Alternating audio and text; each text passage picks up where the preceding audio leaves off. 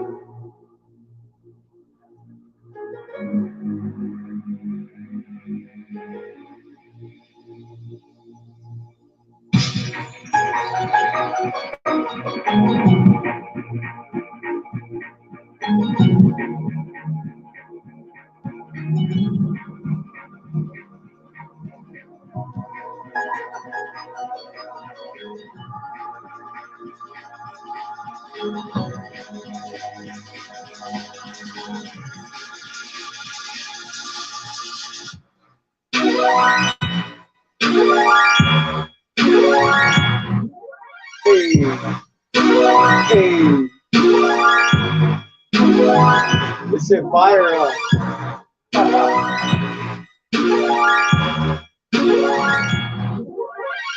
Yeah.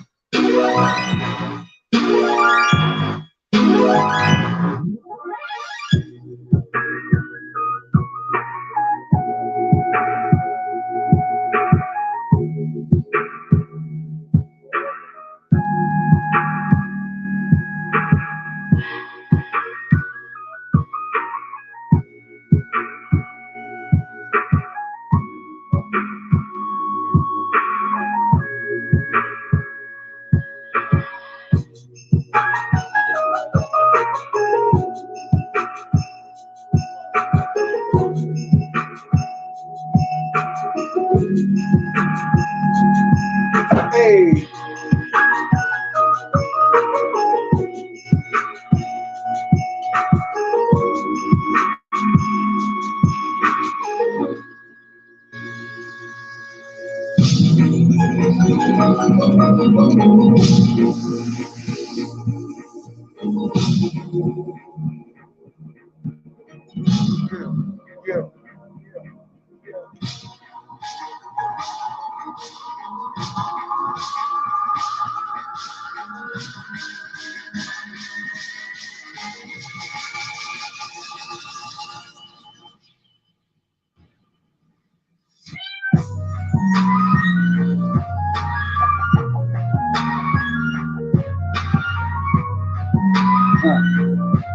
Yeah.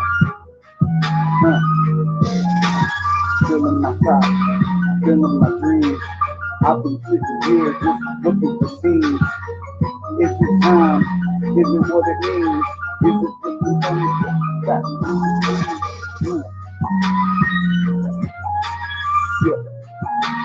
yeah. Hey, hey.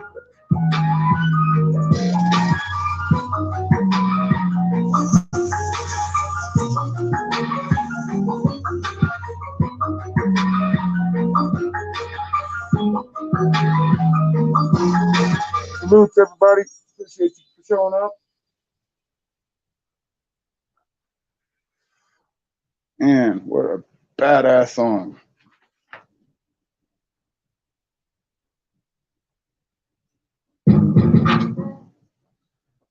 Anyway,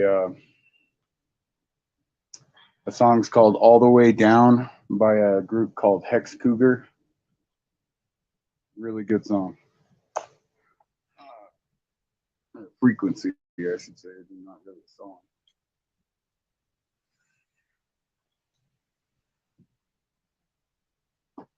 Hold on, guys.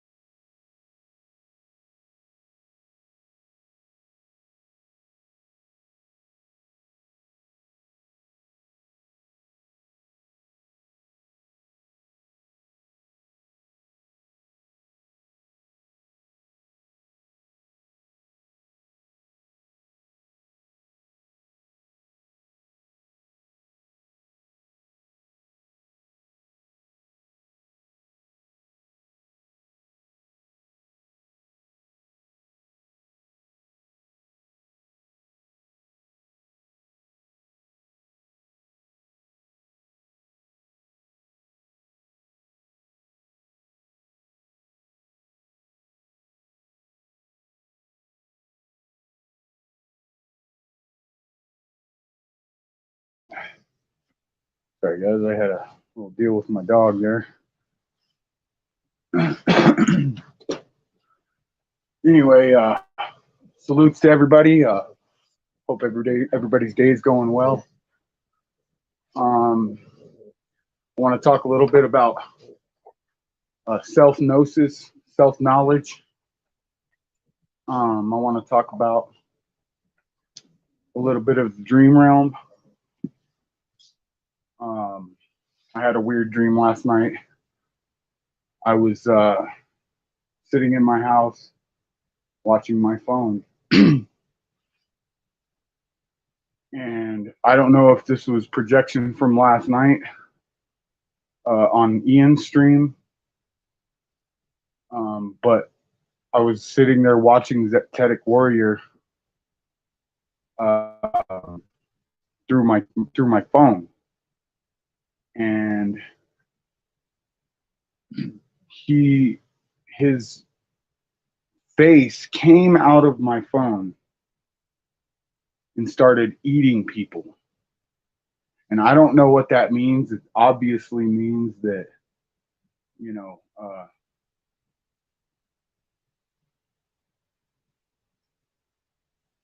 Zetetic Warrior, and I'm going to be very,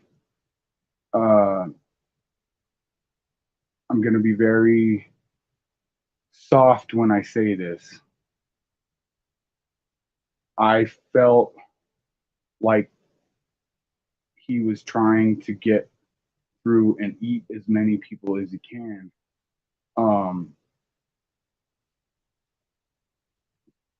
Does that transfer into his actual behavior in life? I'm not sure.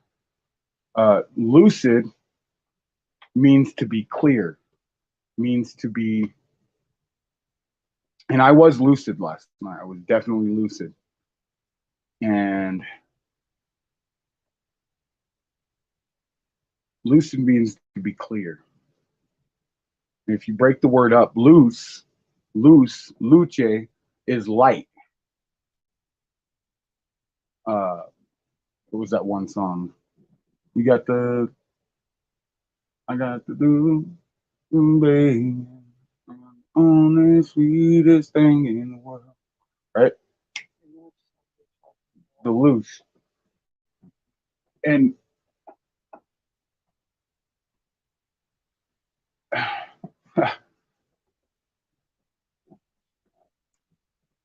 luce being light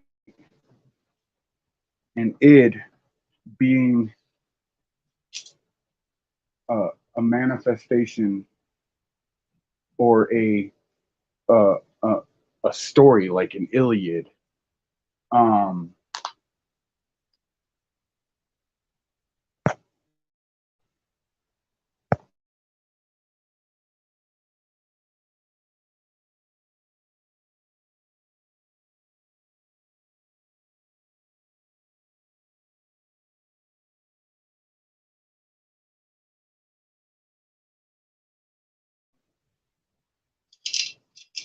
Sorry, guys.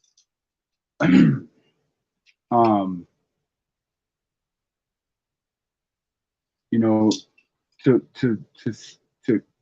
see the story clearly. You know, I had respect for Zetetic until I heard that he was talking. Until I heard the video, I seen the video, and you know, we're all here. Self-gnosis, to know thyself. Once you have gone through the humbling, is what I call it, the solution. The humbling comes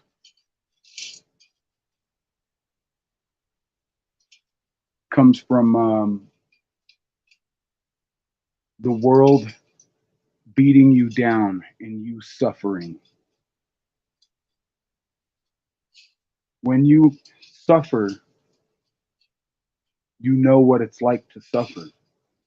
You know what it's like to be downtrodden and to be talked down to or whatever the case may be, whatever your suffering is. Um,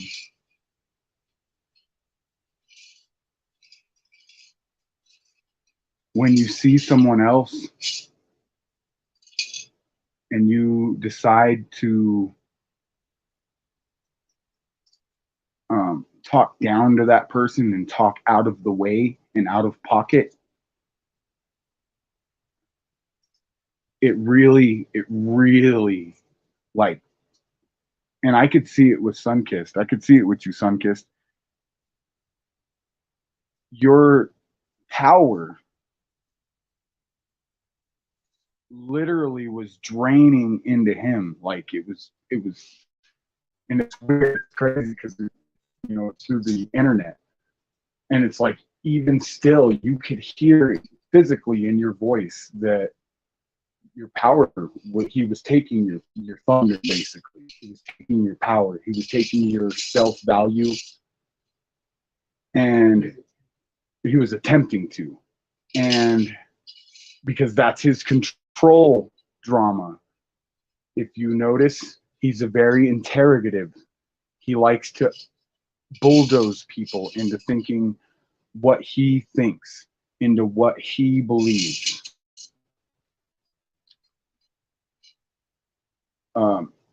And Z, I know you're probably going to see this, bro.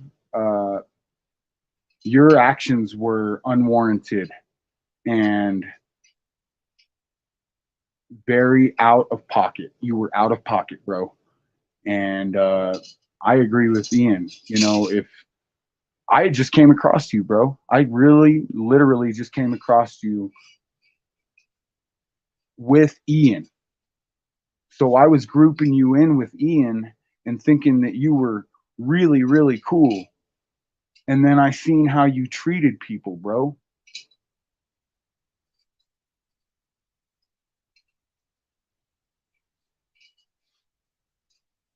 You might want to think about that, bud, and how you treat people. You will have a better experience if you treat people the way they're supposed to be treated, the way you want to be treated. Golden rule. It's the golden rule. So anyway, get back to self-gnosis, and the the power struggle, and I know I keep talking about this. I'm sure everybody's tired of hearing me talk about this. The power struggle between people is there. It's like it's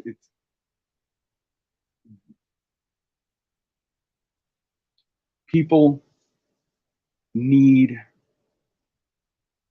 energy to sustain their normal day-to-day activities, whatever they may be. Some people need that energy to go and work a 9 to 5. Some people need that energy to sit and do research and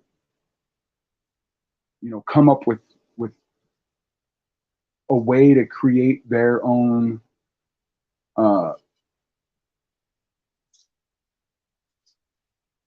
life, to be able to afford the things that people need: food, clothing, housing, all this stuff. People need energy to do that. And so I really want to stress the importance of not giving your energy to people that are not for your interest. And to know yourself is to know someone else. If you know yourself, you know that there's people out there like you. You know that you have a certain type of personality that comes along with your thought processes. And everybody has someone like them. There is, it's like that Fight Club movie. You're not a unique little snowflake. Like, you are the all singing, all dancing shit of the world. And I hate to say it like that, but like Chuck Palahniuk, he really hit a string with me when he said that, because everybody has fears, desires, wants. Uh, you know, they have energy battles with the people around them. Um,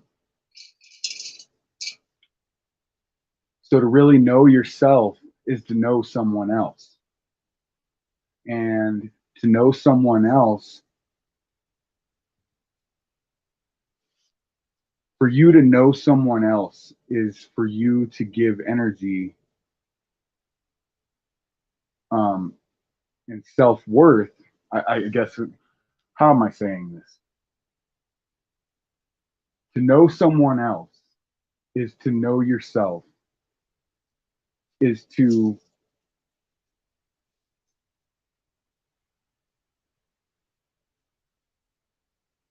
what, what is the word? Um, is to be empathetic. You know what they're going through. Literally, the definition of empathy. You know what they're going through.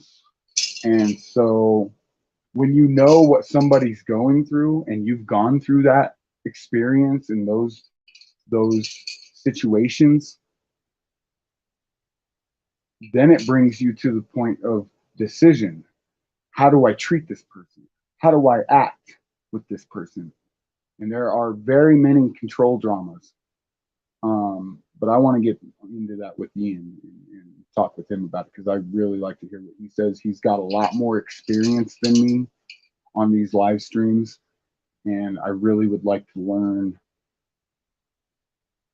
more from Ian. So keep an eye on that. Hopefully, me and Ian are going to be doing some big things here soon.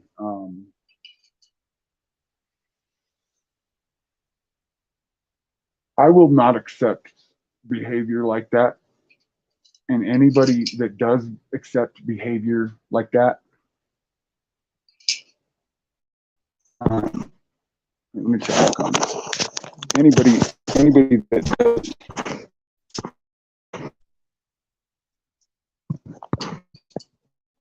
does to some kids, not this.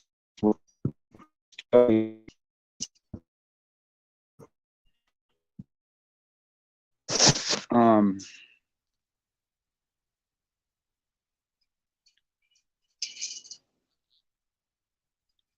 I will not accept behavior like that. When I see something like that going on, I'm going to stand up every single time. And I think that everybody needs to be doing that, because then we won't have situations like Zetetic Warrior flashing out on Sunkist. Sunkist is literally the sweetest person I've ever met on the internet. Like, literally. And exactly. You know,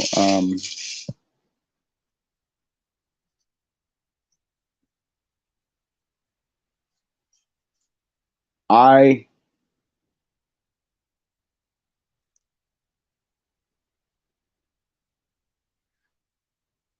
don't understand. This is what I don't understand, is how someone can claim to be woke and then treat another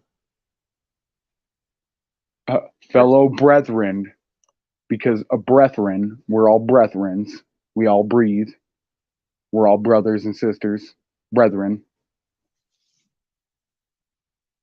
How could you treat a fellow brethren with disrespect and willfully ignorant action when you claim to be woke? If you're woke, you know what it is. If you're woke, you know what it is.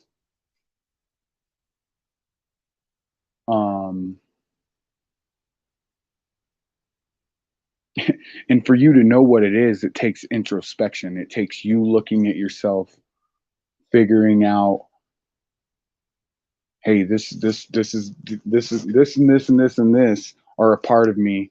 These are attributes and actions that I love about myself.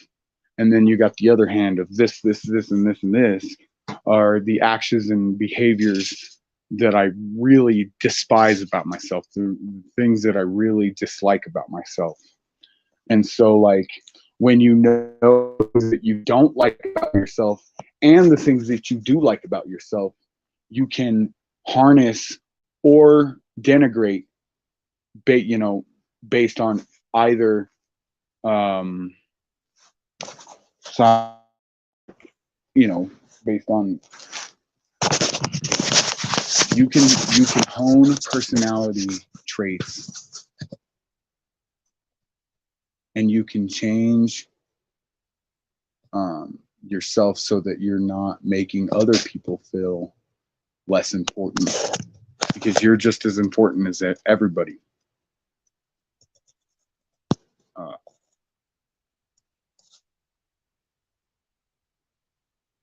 you are powerful. You are more than you know. And when you really take that introspection and follow your intuition, holy shit, Ian was hitting bombs yesterday, following following his intuition. If everybody followed their intuition and followed the voice that tells them, "Hey, this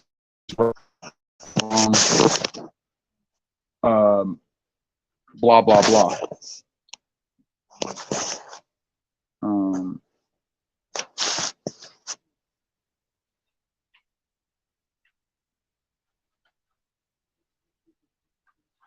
so when you follow your intuition, that's your gut literally telling you, "Hey, this is good. This is a bad situation. This is a bad situation. This is a good situation." Um,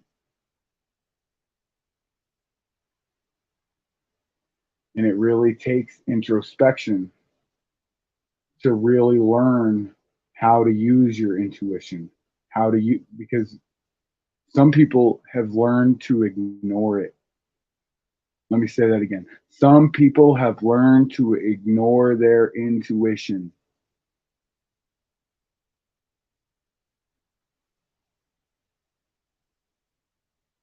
Some people have learned to ignore their intuition. When I when I came out of my daze, and really started following that inner voice telling me, "Hey, go here. Hey, go over here. Hey, do this, do that." Um, I created a whole paradigm for growth, and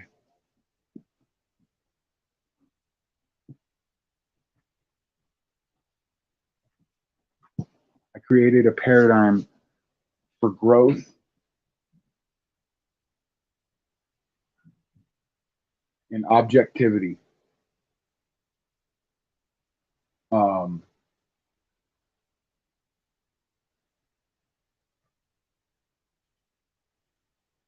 because there are things that happen to every single one of us. Every single one of us is dealing with something that none of us know each other's dramas, and when you do finally learn somebody's battles, and you look at it, you're given an opportunity to treat them one way or another. You can either act in kindness and love, or you can act in strife and hate. And I got my fair share of haters out there. I do. I still hope that they gain everything that they ever wanted. I hope that they can come to terms with themselves and come to terms with um, the path that they've chosen to follow.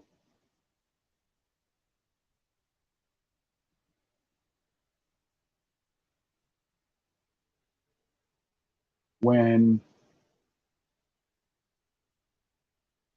a person decides to treat someone inside of their control drama, you know, the Zetetic warrior likes to interrogate. He's an interrogator. He bulldozes people over with,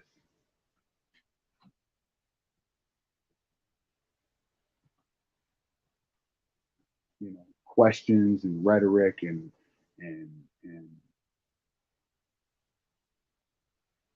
just really trying to make the person feel small.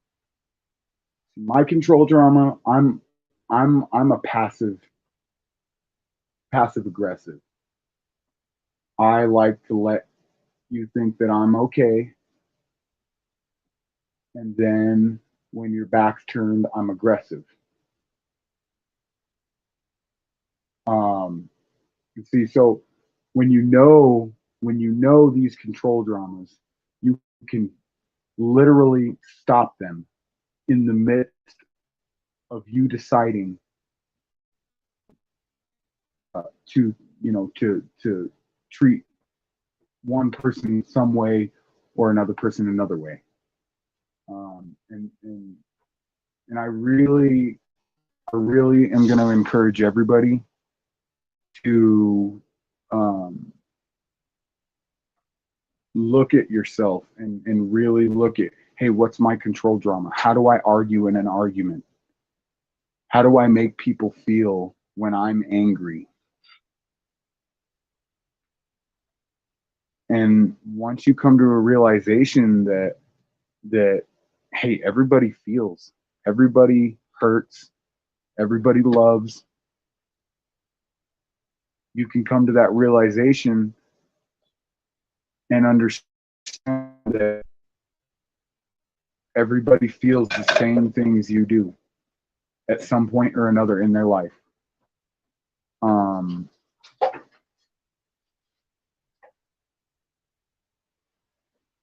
guys, my dogs are going crazy.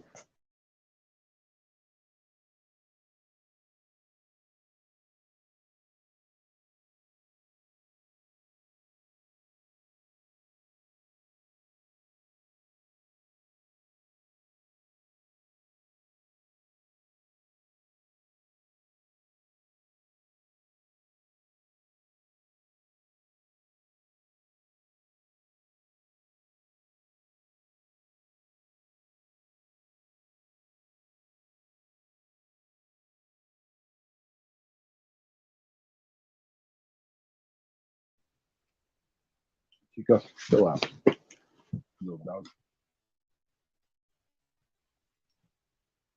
Anyway, where was that? You made me lose my spot, Chica. I was gone.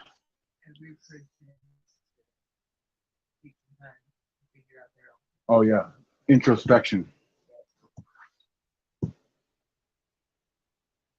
So if everybody took that time to understand themselves, once you realize that you understand yourself, or once you come to that understanding of yourself, then you understand that the next one has those same feelings. They are able to. People are amazing. People have the ability to understand and really relate with other people when they've given that introspection of, who am I? What are my control dramas? Where did I learn these control dramas from? Did I learn them from my mother and father, or did I gain them through, some reactionary part of being? And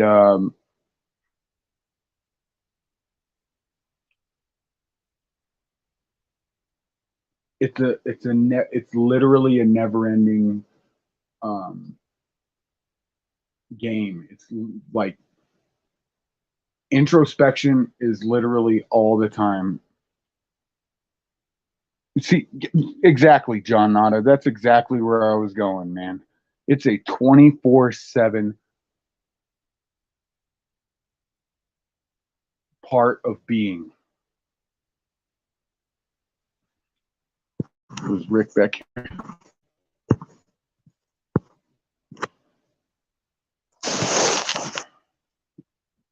That dude's funny. Rick Beck.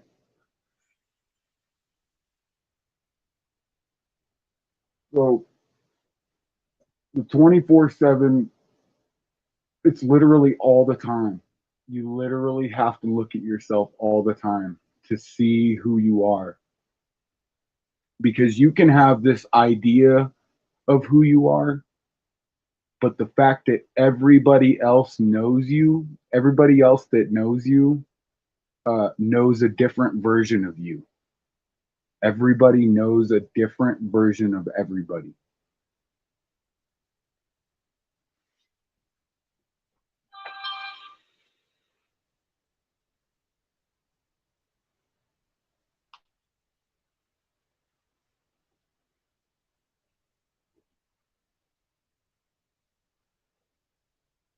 I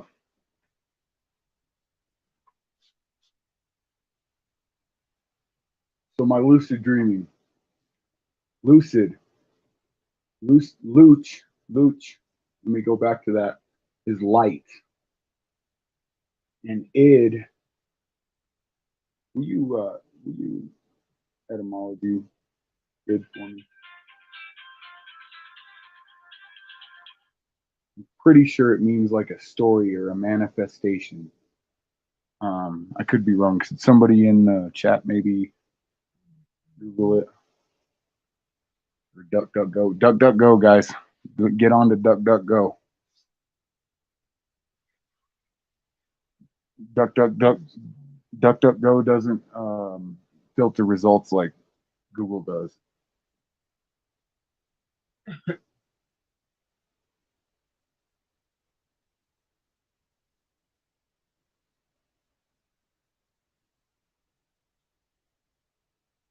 But to be very, from my understanding,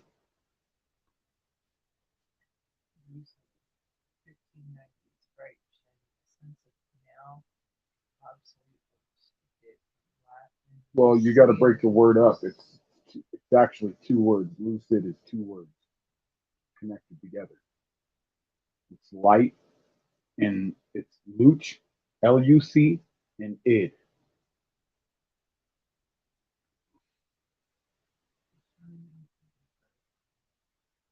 Look up ID etymology.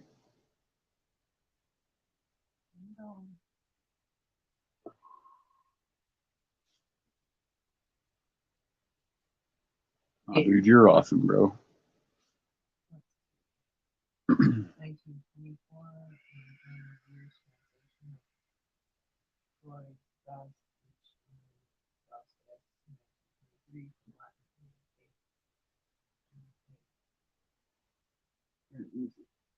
unconscious instinctual force. It's used in psychoanalytical theory to denote the unconscious instinctual force or primal step. Id. Das Ich und das Es. From Latin id, it, as a translation of German es, it, in Freud's title. Used in psychoanalytical theory, it denotes unconscious instinctual force. Let me see what. So I know with people who have dissociative identity disorder or multiple personality disorders, the id is the repressed self. And when it comes out, it's usually terrifying. If I'm being honest, like it's an uncontrollable force of the person. It's what you repress. See, At least as far as like multiple personalities in psychology, but I work with people with multiple personalities. So that would mean literally to understand or clearly understand the self. Like, yeah, like the true primal core of yourself. And so when you get to that point of the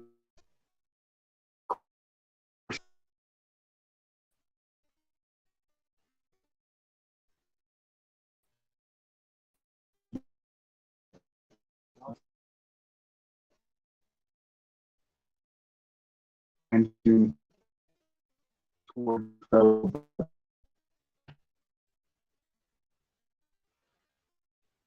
It's like people are intellectual honesty, yes, it takes a lot of intellectual honesty to say, hey, I'm this person. self-recognition. I'm this,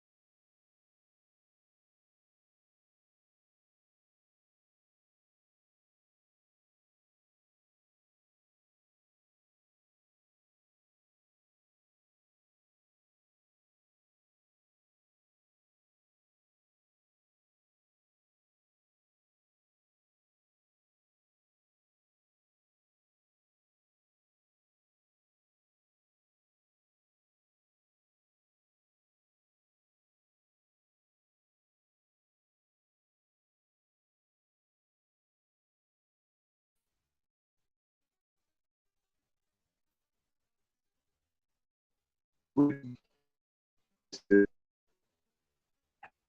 be easy understandable.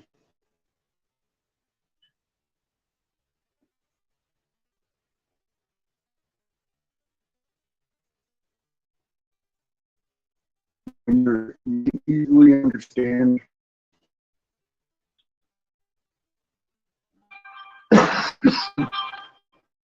excuse me, you can easily understand topics or ideologies.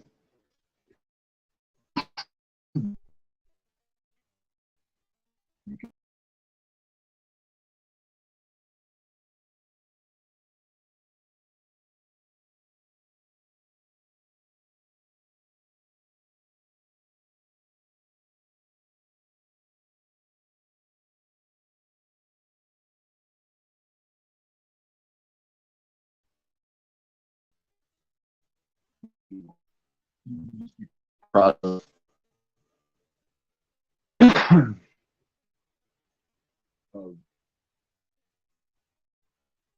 seeing black and white. When I say black and white, I mean situational awareness. When you use black and white, there is and there isn't, and there's absolutes.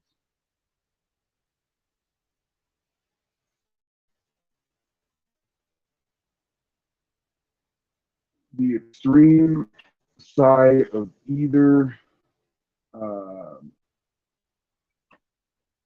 behavioral tick or you know behavioral uh, traits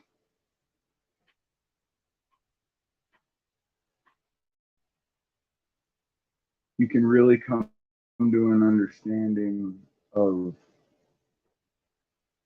what black and white is. I'm I'm literally trying to understand the situation from either side, and I'm being intellectually honest with myself about how a situation or about my behavioral traits.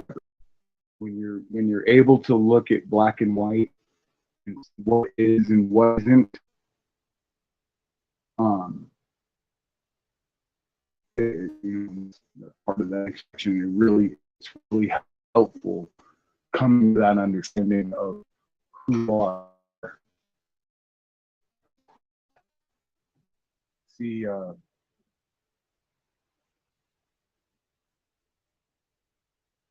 so how do you tie your lucid? How do you tie your lucid dreams to knowing who you are? And in this, okay, so in this dream that I was watching that Zetetic Warrior, he was literally coming out of my phone and eating people like people. I don't know how to explain it. I don't know how my phone became, huge that those people down on the, but he started eating people out of my phone. That tells me something about myself. It tells me that there's still a part of me out there that will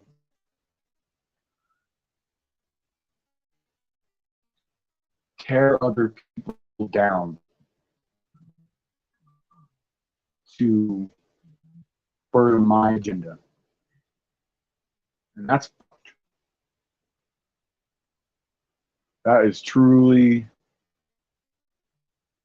it sickens me. And I will never, ever exhibit those in my life, me personally.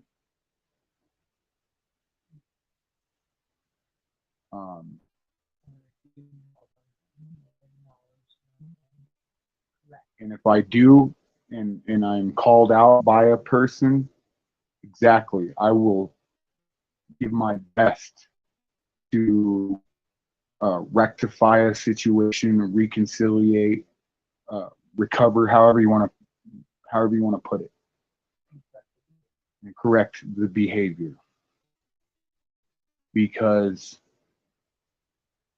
if you're making people feel less than, or you're ostracizing, or you're yelling at them, or making lewd comments about somebody's wife, bro, you're lucky it wasn't me. Is that I'd have fucking knocked your fucking shit clean off. I'd have drove 6 hours where the fuck you're at and knocked your head clean off, dude. And so when it comes down to knowing yourself, it comes down to knowing.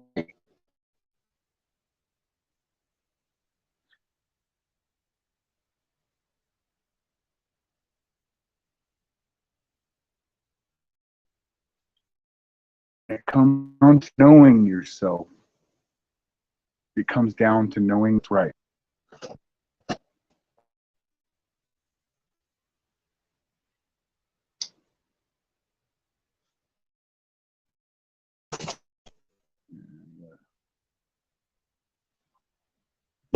Right that way.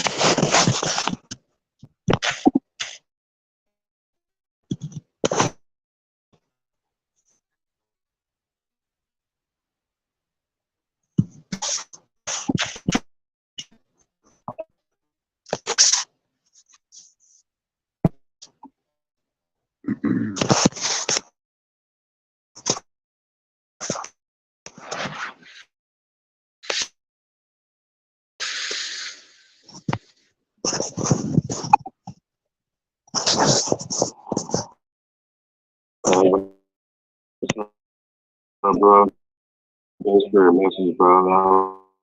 That was extremely powerful, man. Yeah, I said maybe tomorrow morning, bro, or in the afternoon. I think that we talk either later today or tomorrow on the phone for a quick minute and then go live. If you're gonna share the link, I might join you there too. So, my Wednesday thing, I think I'm gonna do the Mandela effect thing on Thursday, and then tomorrow, give me a call tomorrow. around 6, 7 employees or something, and I think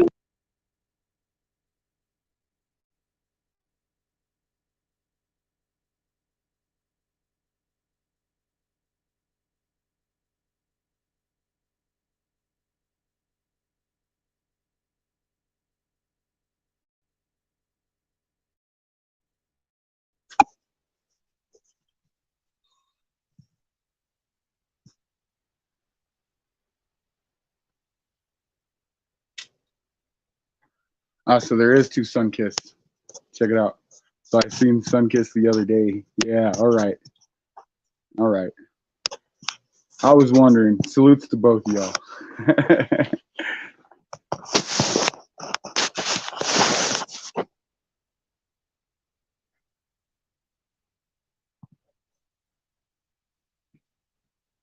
Can y'all hear me? Mic check. Mic check. One. AB, what's up, man?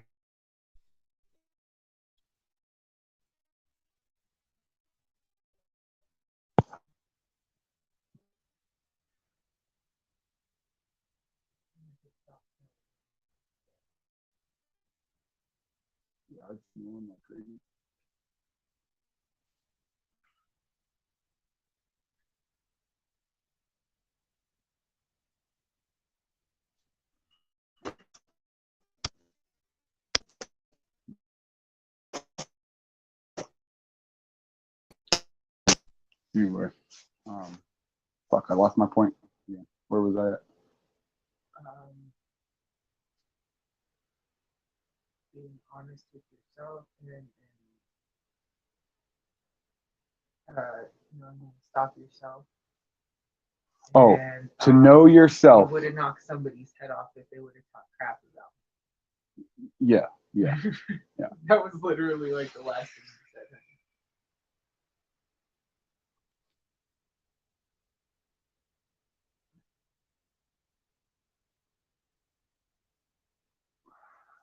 To know yourself is to know what's right. And to know what's right is how you move. It's literally how you decide you move in the community, how you decide you move out here in the world, in the real world. And if you haven't given yourself that introspection, that time for you to understand who you are, it makes it really hard for you to communicate with other people.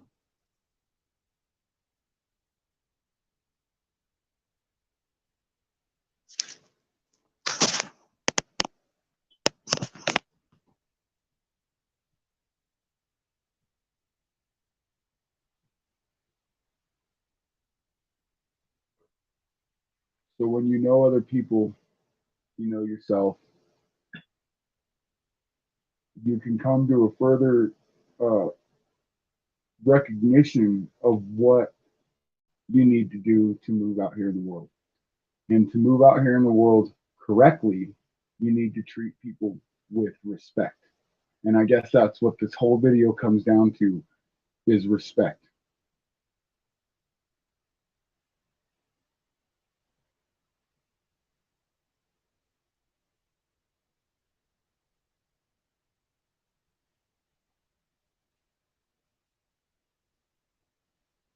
True geniuses give a fuck less about meat suits.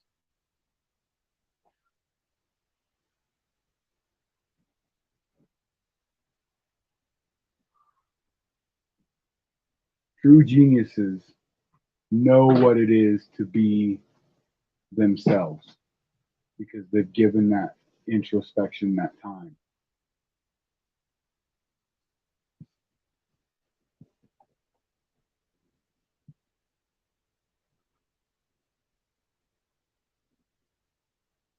True genius is given time for introspection. They know what it is to be themselves. And to be a true uh, being of to be a harbinger of truth, you have to give that intellectual honesty to yourself.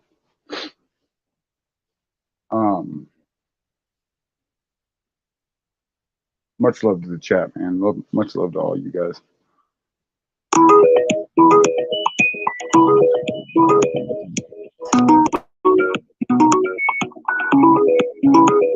Oof, I can't do anything with you right now, bro. Give you a call back, bro.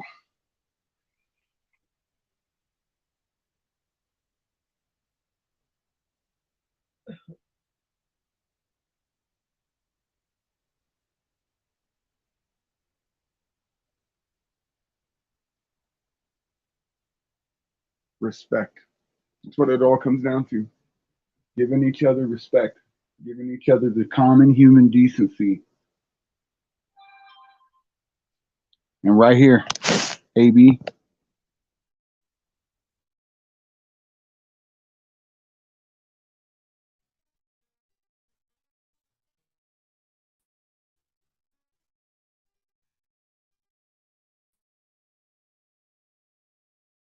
Oh.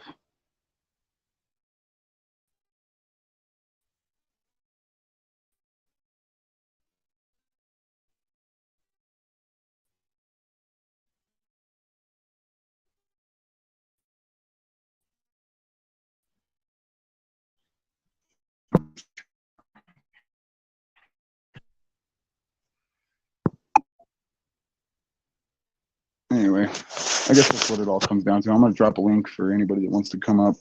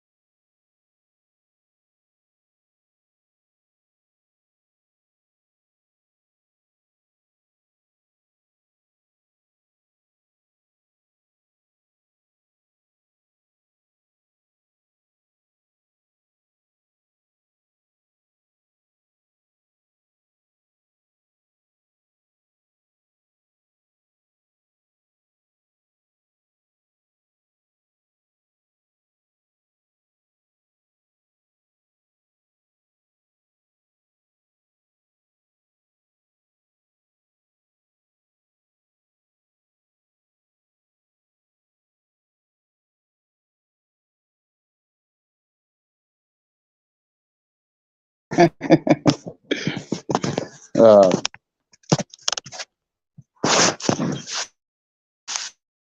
but when I can stop myself and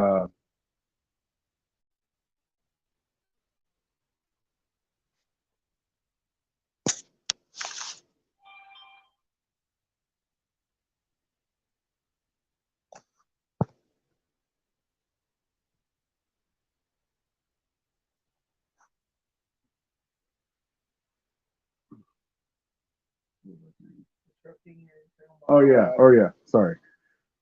Disruption of your internal thoughts. When you disrupt your internal thoughts, that brings you out of the situation, out of your head, and you can be conscious and aware of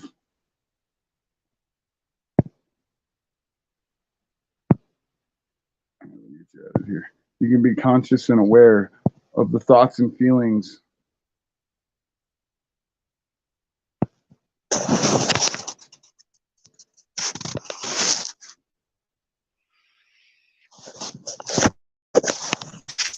my check. You there, Ian? Oh, what's up, bro? You hear me? Mic check.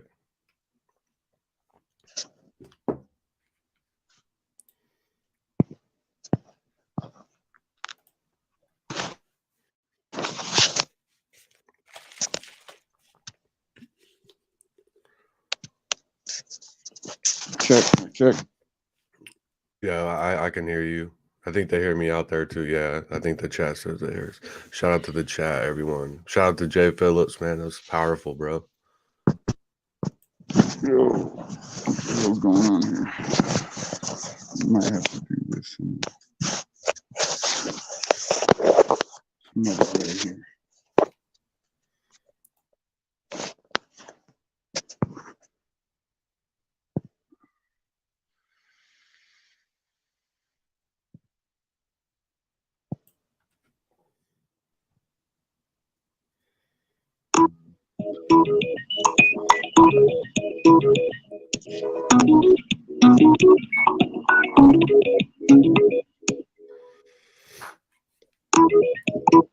These guys are always trying to call me when I'm live streaming.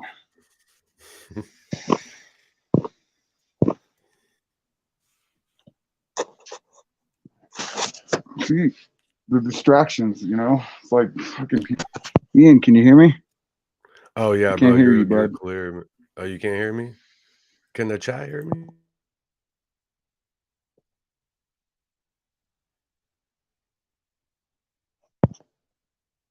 I'm gonna go out and come back in. Can you hear me? Let me do this. I'm gonna come right back. Maybe it's me. Damn it. My phone is. Okay, they can hear us. Okay. So yeah, even Ian, mic check. it's all mic check.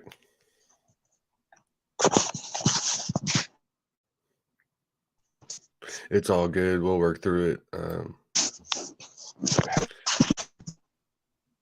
Let me go out and come back in, guys. 1 second. Probably a snowstorm. It's fucking blue out there now.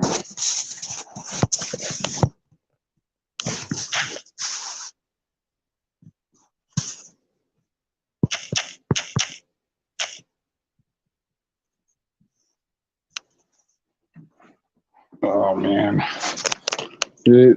Rookie. Sorry guys.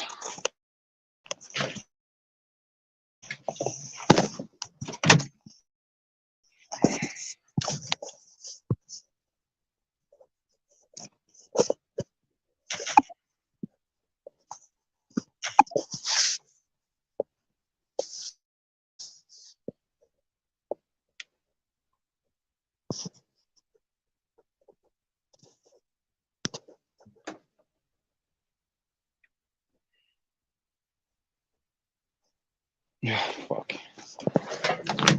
My live stream is fucking cutting out.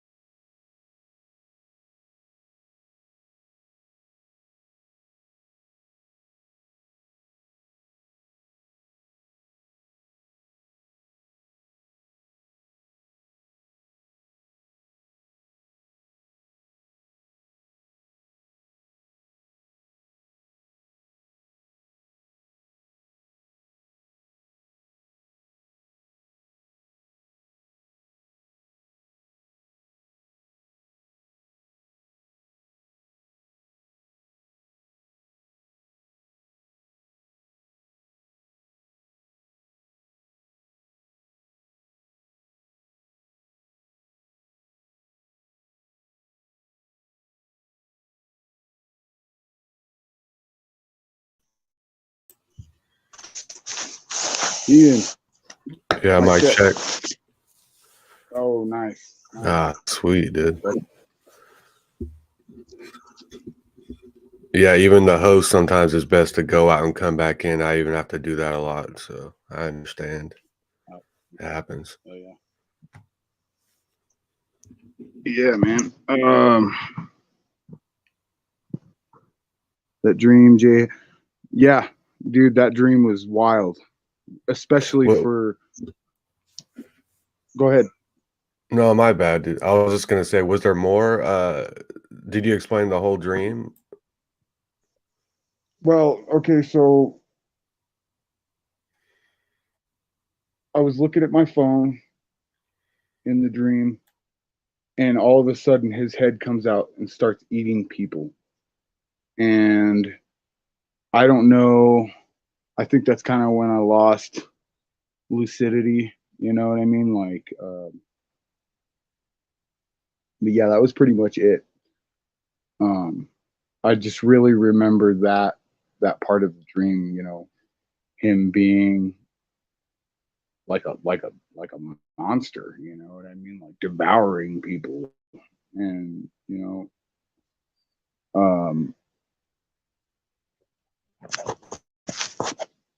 it was just very foretelling of myself, I guess, and because I know that I have those traits to be the interrogator, the um,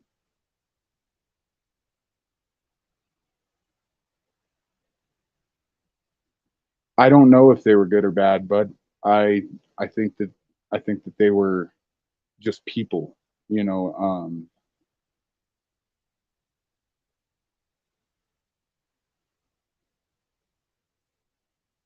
Humanity is what I saw in my dream. Humanity, basically. And I know he's got good parts of him. I know he does, dude. There's no way that he could be on your guys' platform and OTW and not be somewhat of a good guy. But that behavior really crossed the plane into my existence. And um, it was very like green and grayish sun kissed. It was like almost like Wizard of Oz, the dude in the The curtain. emerald. It was strange, man. So this this time where he's devouring these people, I'm like reaching back in horror, and his head's coming out of my phone, and there's little people down at my feet, and he's eating them. And I don't know what that means. It's obviously some kind of projection from last night's stream and what other people are feeling, because I'm not separate from you. I'm not separate from Sunkissed. I'm not separate from Rose. I'm not separate from dude down the street. We're all connected in this place, whatever it is. By the way, hi everyone. That's the first time I've ever popped on Thursday.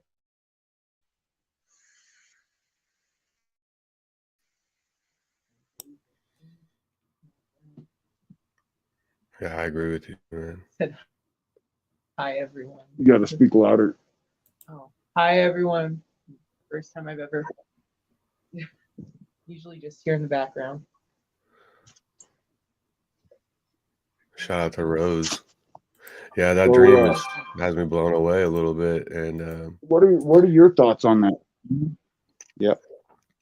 well, I saw it with him, and what I told myself was, we're all going through stuff, and it's possible that, he's breaking out of a version of himself that, he doesn't even like, and we're seeing that here and there. And then, but that was the last straw what happened. But I can see the good too, but I'm not, I don't know.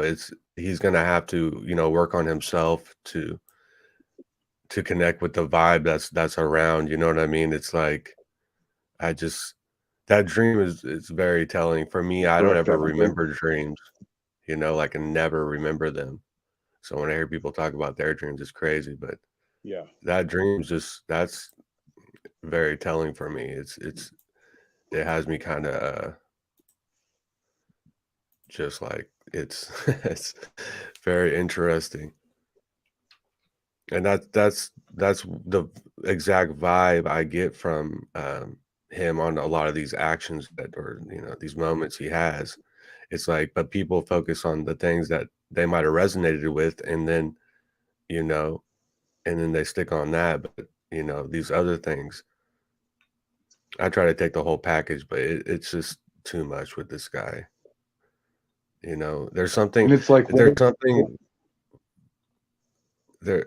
I was gonna say that there's just something really, even at the good moments, there was always something like seemed phony about it. You know what I mean? I'm not trying to rip him apart or nothing, but you know what I mean? I felt like I was seeing through it, but just kind of being the observer, not acting and just taking it in for a while. And um, what happened with Sunkiss was just that was, I had to put my foot down a little bit. yeah. Yeah. And see, But and it's my energy. my thoughts are like, where would our conversations have gone, with the people that he was doing this with? I mean, Cage, where would we have gone with Cage had he not been all over his ass? You know what I mean? He was all over his neck. We all saw it. Um, calling him fungus that grows on you. Like, come on, bro. Like, I mean, you're just dehumanizing the, at that point.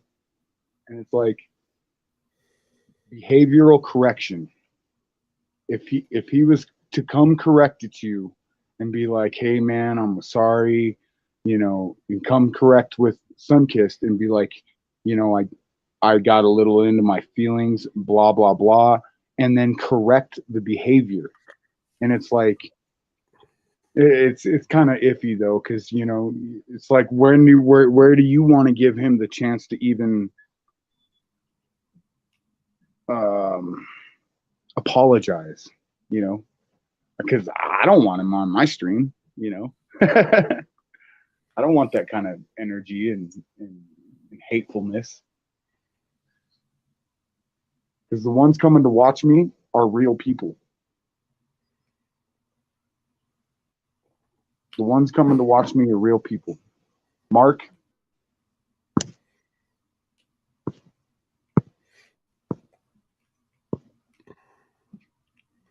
what's that? Yeah, What's bro. that mean, bro?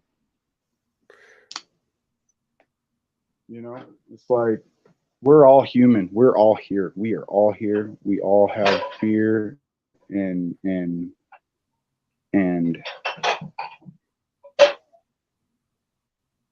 desire, and we all need to be, I hate the ignorant willfully ignorance of people that are trying to bulldoze. And you'll say a point to them and they just completely ignore it, and that stops the conversation. That stops the evolution of the understanding that both people are trying to grasp. What do you think? Yeah, what you said about, he could have said something that totally he never had. That was the thing. I'm just not realizing. I'm glad you said there wasn't a moment where he kind of corrected himself or came and said, you know what, I was wrong for this. And that's a gigantic red flag with me. I even act that vibe that I get. Sometimes I get it with myself in the way I'm acting. You know what I mean? And Absolutely. and I always, recognize that. So when I get it from I always try to, I feel like I'm obligated to correct him, say, you know what, I was wrong, but I never got that once from him. That's I think a big issue. And he's such a smart guy, right? And he knows so much things. You can hear him speak about different things, and he has a great way of using his words. But what about on the other side? What about with the way you're acting? You can't recognize what you're doing or the vibe right now that you're creating and use that same mind in that, you know, with that. It's and with the cage thing,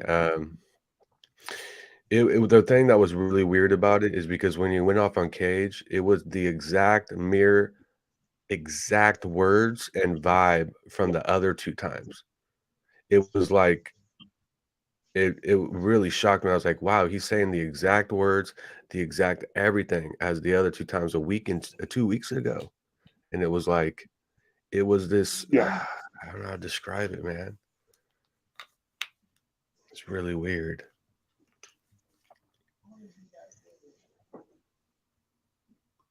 So, Well, I, I, I really appreciated his thoughts on a lot of things, and I kind of was starstruck by Z,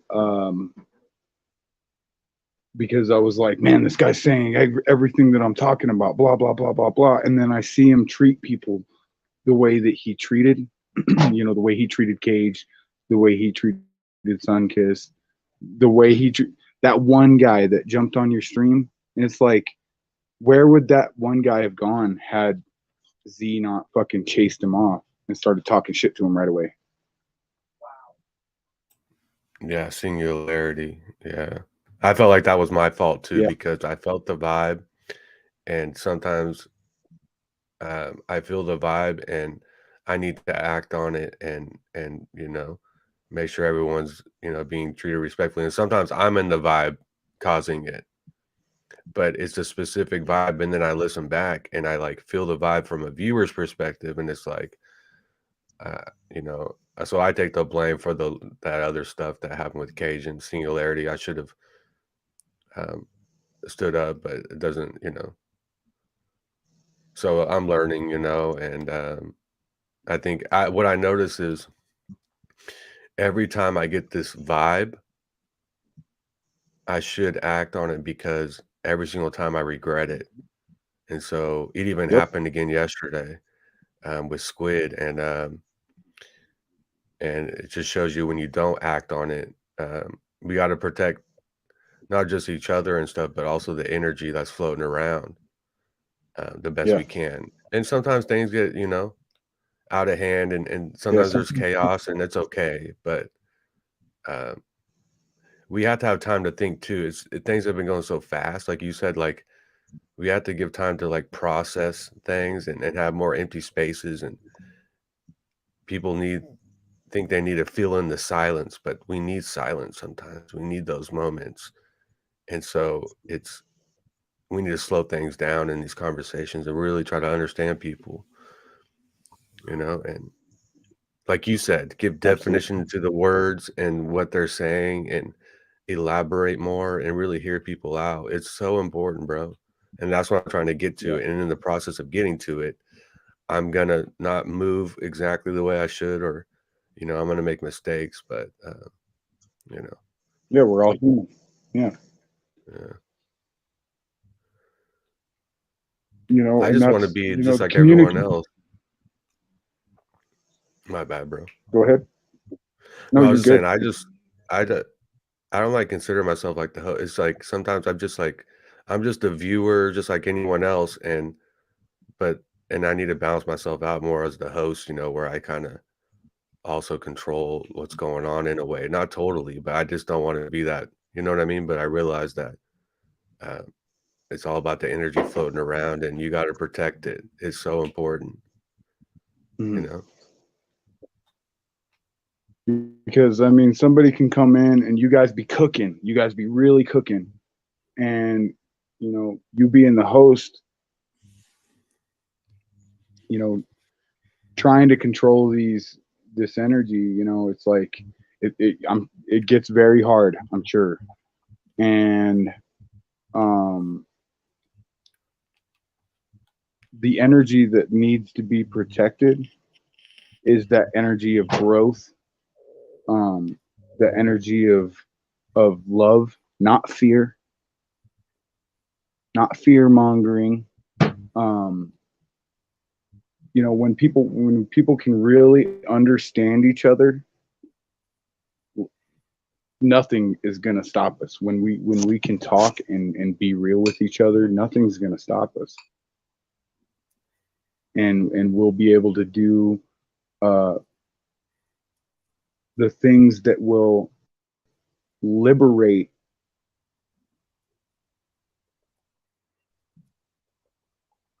the man, you, anybody who's listening, anybody who wants to be a part of something bigger.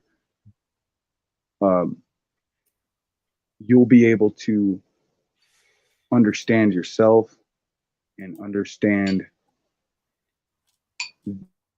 the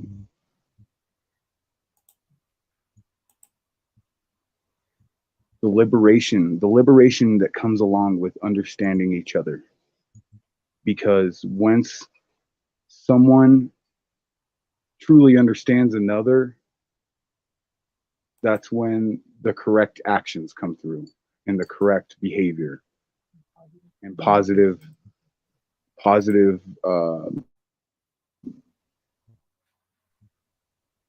relationships. And so that brings me on to this whole, like, forgiveness judging thing. You can forgive people, but your brain, when you first meet someone, is judging them right away, whether you want it to or not. whether you want it to or not. Exactly. So true, man. So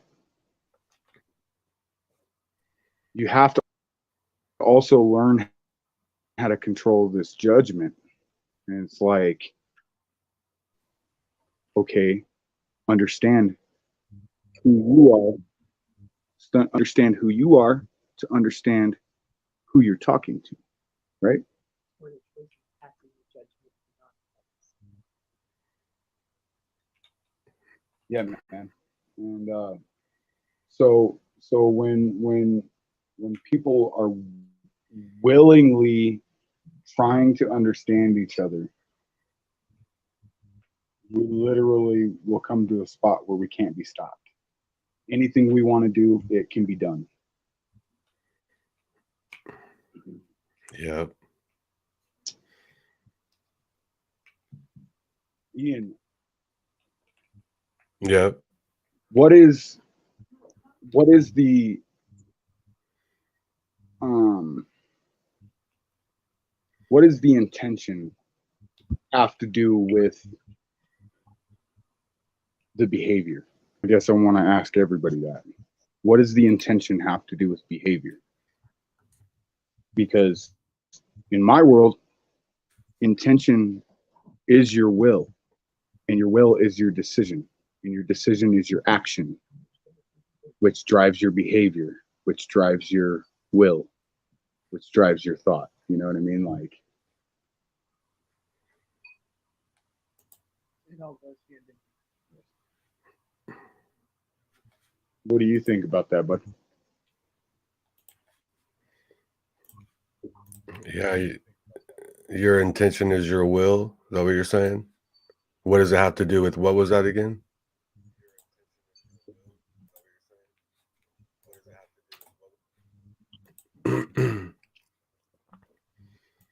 Yeah. What does intention have to do with will and behavior?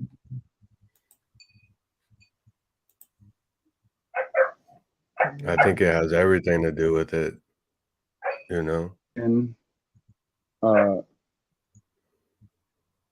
my intention, exactly. Yep. Yeah. And so, Yeah. And then so with people what act does your certain ways, you got to will? wonder what their What intention does your really is. will?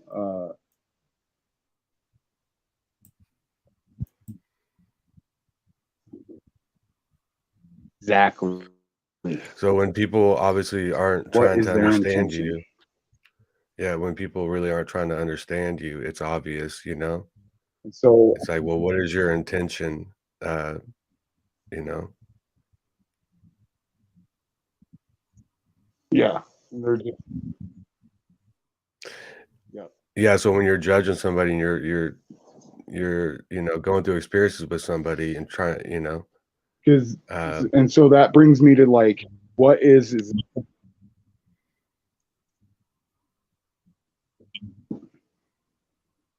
oh, you cut out.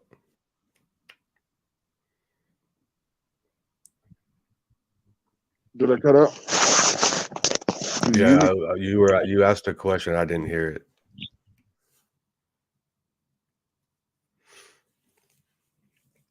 But that brings me to what is Z's intention based on his behavior and his willful uh actions.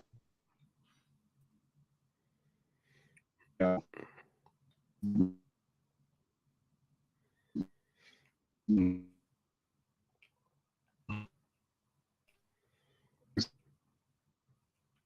Like you, Okay.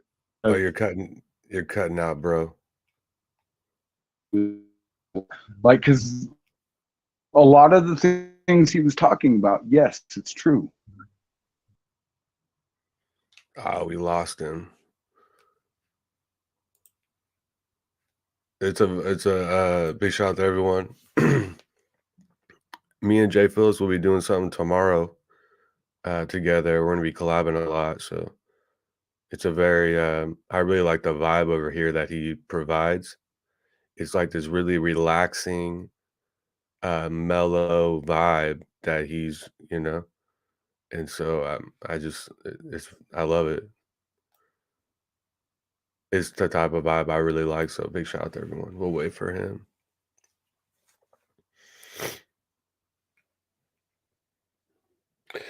But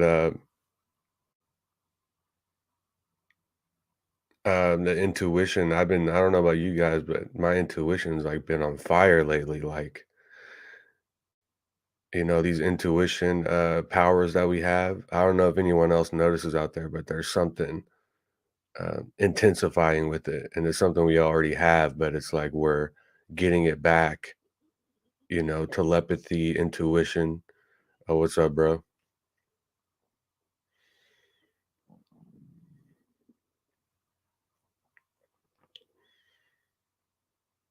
Check. Mic check. Mic check. Yep. So what that brings me to, what are Z's intentions really? Oh, Is yeah. he trying to, is he trying to fear monger?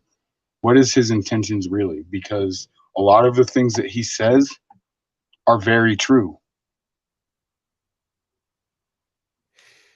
I think I knew. I Um, think I know, and I knew all along what his intentions are, and it was to take some of the energy for himself and create his own thing, which is okay in a way, right? yeah. But it's really very energy vampire-ish, um, Yes. because you can take some energy from areas and bring it in your platform or whatever it might be. But there's a right and wrong ways of doing it, and you can see his intention was to steal the energy, not understand people, be really long-winded, disrespect people, even when especially when he shouldn't be. It's just And I think his whole intention was to get subscribers, and I got that from the beginning, and that's okay. But um, he was doing it in the wrong way, which shows his intention, and it's not. It's something I saw from the beginning, to be honest. But I was just giving him benefit of the doubt, and you know, it's good to go through these things and experience it, and sometimes not acting on it and just going through it and letting things play out is something that I do, and it just makes me a better person. I review it, see all the mistakes, and I recognize the vibe I had at the time. And so when I review these situations, I see, so then the next time these come up, I just try to handle it the best I can and spot people that don't have the right intentions, you know. Exactly. And It's so important. intention, that intention of trying to steal somebody's energy, like, I don't know that he was doing it consciously, but I definitely felt some some of that uh willfulness to be ugly and to be that vampire, you know. I don't know what I'm saying, I guess. His intention showed me that he's not really for the people, and he's more for himself. And it's okay to be for yourself. It really is. It's not okay to make people feel little. It's not okay to steal energy from a conversation that might lead someone else that isn't even in the conversation, isn't even in the live stream. They're watching it later. It might curb them to some misunderstanding instead of truly understanding, situation, whatever that person was talking about, whatever message they were trying to relay. That might stifle that message to getting to somebody who actually needed to hear, your words. Yeah, like AB in the chat said, it's parasitic. And that's what I noticed with it has a parasitic energy vampires vibe. And we all have our moments, right? But it's like they can't create their own energy. It's like they have to use others. It's yeah, that was a good comment. Parasitic. Yeah, AB, he's on it. He knows. He's one of the very first ones that ever came up onto my live. He actually is the very first one that ever came up onto my live. And yeah, salutes, AB. But you know, correction of behavioral flaws. Literally, like, you couldn't get any better. If you have a behavioral flaw that you know of, and you can change that. And when you know you're being incorrect to somebody, you know that you're stifling their understanding, and you know that you're probably ostracizing them. And I'm just not about it. I'm not about it here. I want everybody that comes up on my panels to be able to express themselves, and I want them to have the space to uh, build and let people understand their side of understanding. And I think that that's what you're about, and I think that that's what OTW is about. I think that OTW, um, he kind of went off the deep end, laughing and you know uh, encouraging that type of mentality.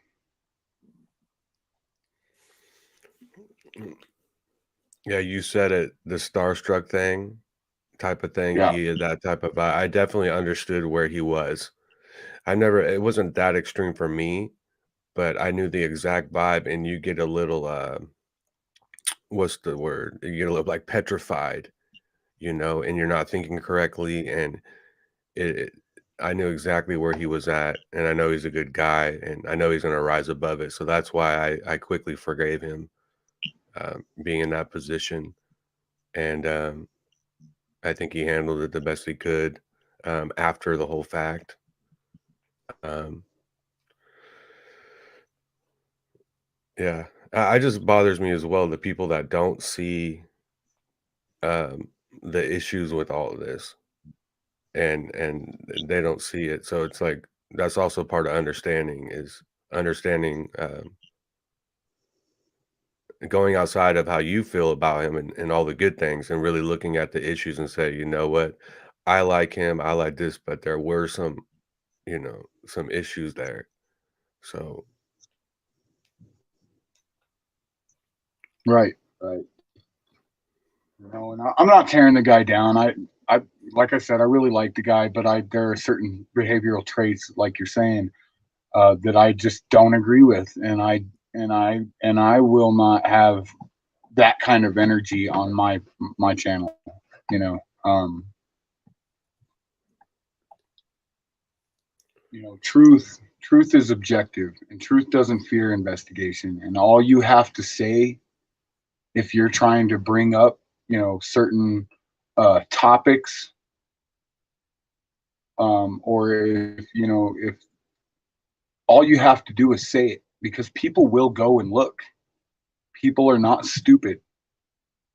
People will go and look, and they will find out for themselves. That's where I was at, 6 years ago. I was this fucking stupid dickhead, dude. Like, I didn't care about people. I didn't give a fuck what anybody thought. I and I was the exact thing that I did not want to be. And so, it took a lot of me looking at myself, and me, you know, literally looking in the mirror and deciding that, hey, man, I don't want to fucking be this way to people. I want people to love to be around me. I want people to come and enjoy my presence. I want people to, you know, truly understand that I am trying to understand myself, and I'm trying to understand everybody else at the same time. And I want people to feel gifted in my presence. you know. yeah, it goes back to what you said, truly understanding. You can understand the enemy and the things that are going on and all these things. That's important, but it's not even enough for me. It's like that's a surface level thing. You need to understand. We need to understand each other. And I It's the don't care mic. what you understand about the enemy. If you don't try to Yeah, understand me, and we see it even with family members and different people, we want to be heard. We want to be understood. And although you love me, I might be, your son or whoever, but if you don't understand me and want to hear me out and my truth, and I feel like when I'm talking, you don't really care. It's like that hurts. So understanding is the key thing here, but understanding each other is the most important of anything. and so that brings me to this question, Ian. Um, does familial connection override principle? Wait, does the what connection? does familial connection, your family and friends, does that override principle? Yeah. Like, wait, put that in other words for me, if you can. Okay, so if you're okay, you got an argument between you and your family member.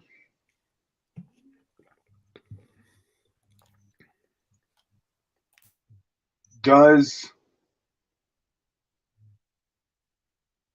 the fact that them being your family member, does that override your stance on whatever the topic may be?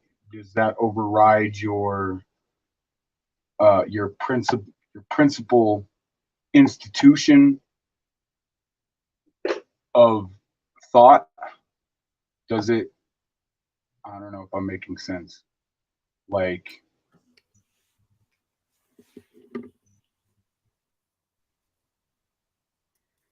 is principalities, if you have certain institutions, does that override the relationships that you have? And this is a big one for me because my brothers, my biological brothers, I don't get along with, and their principles don't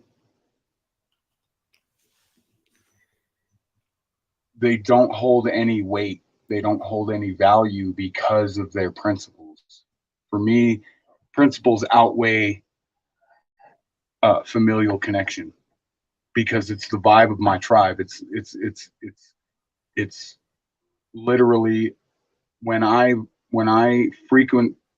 frequency with somebody, when I'm on their frequency, and me and you, like if we're on each other's frequency, does principalities override our familial connection? You know what I mean?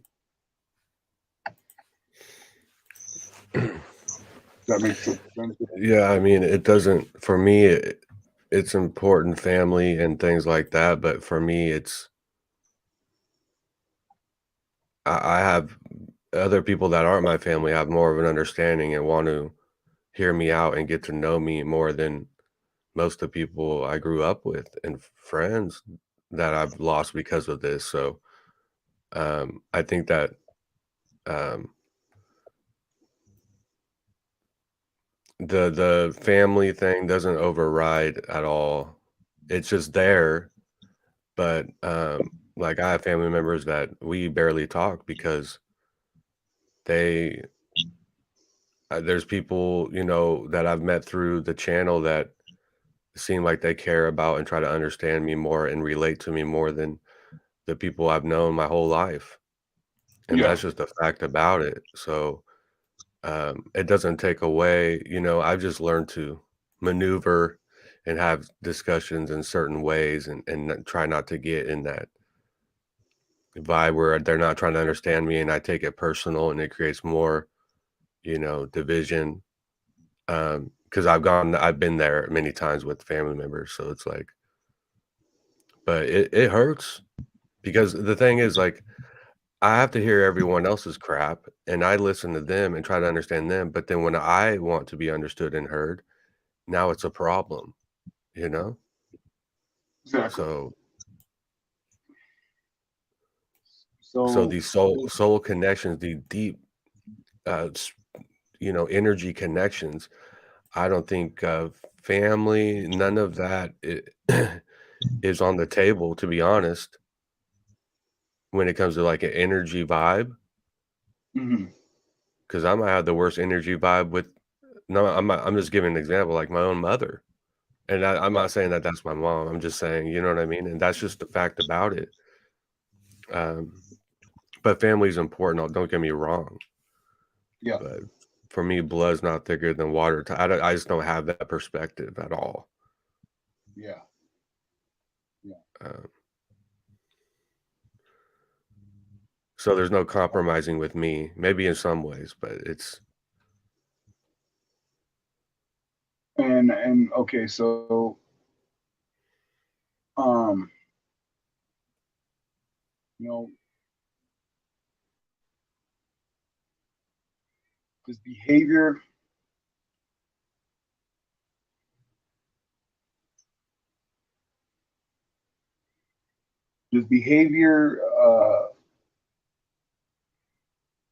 actions against you, when someone makes an action against you and is going directly in spite of you,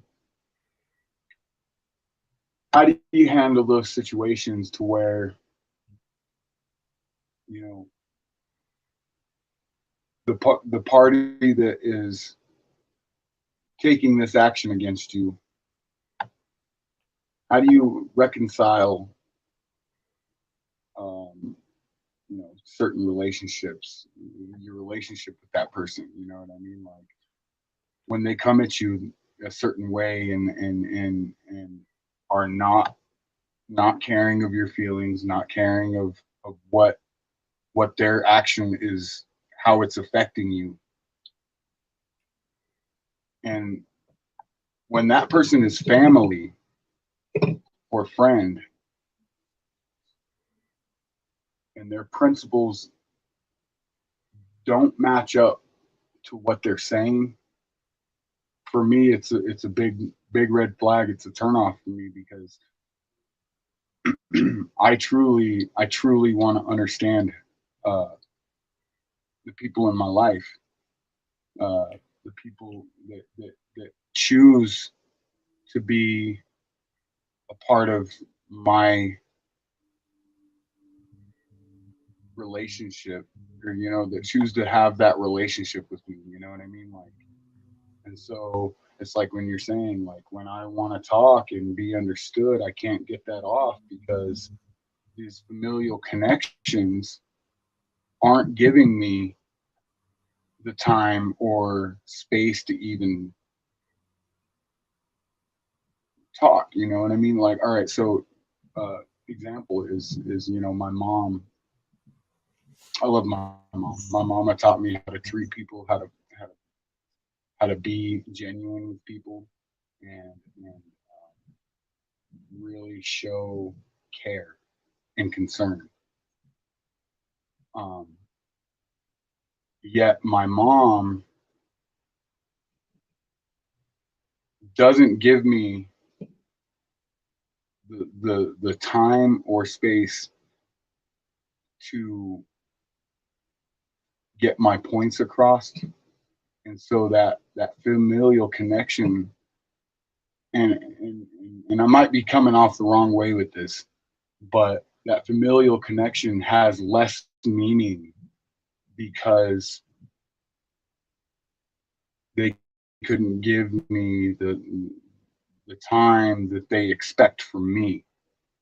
When they have something on their mind and they want to come to me about it, and I have to understand, but I can't get that same in return. And it's like, how do I reconcile that type of situation? You know what I mean?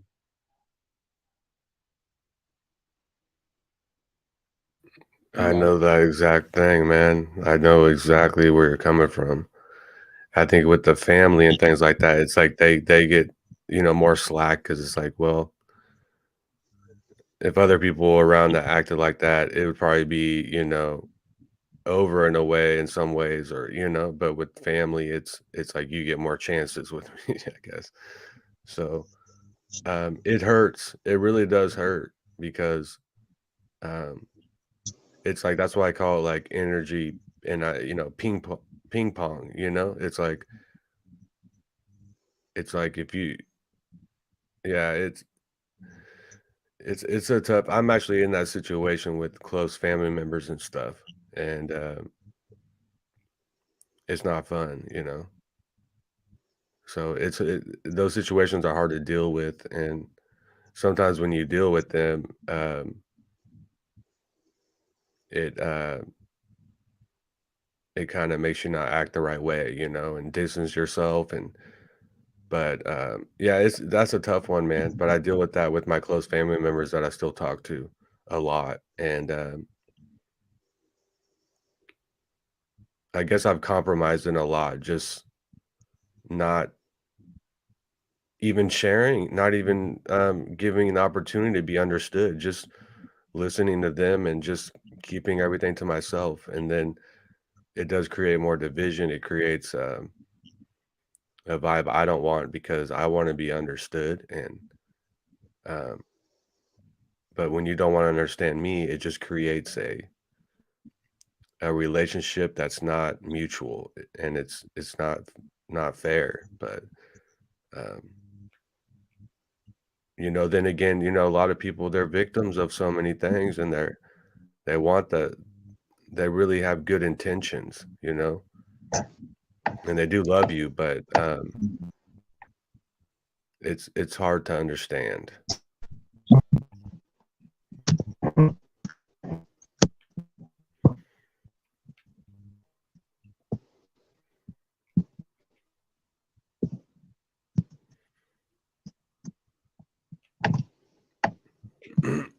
Yeah.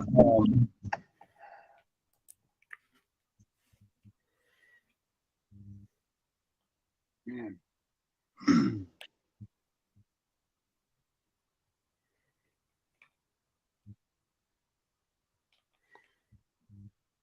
the core the core of relationships is based on,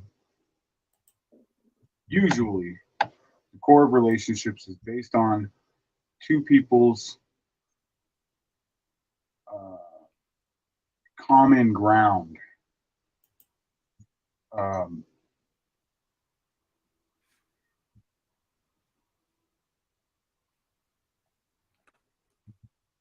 Common ground doesn't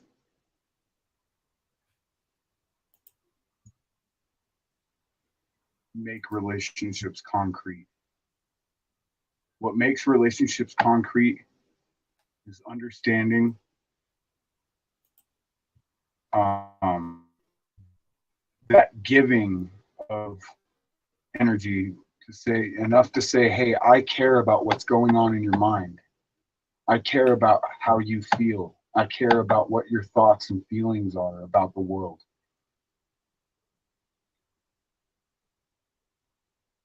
And when you can't get that, it's like it literally takes the one party that is feeling this way and depresses on them. It depresses on them. It makes them feel less of a human. It makes them feel like they're not worthy of the other person's attention.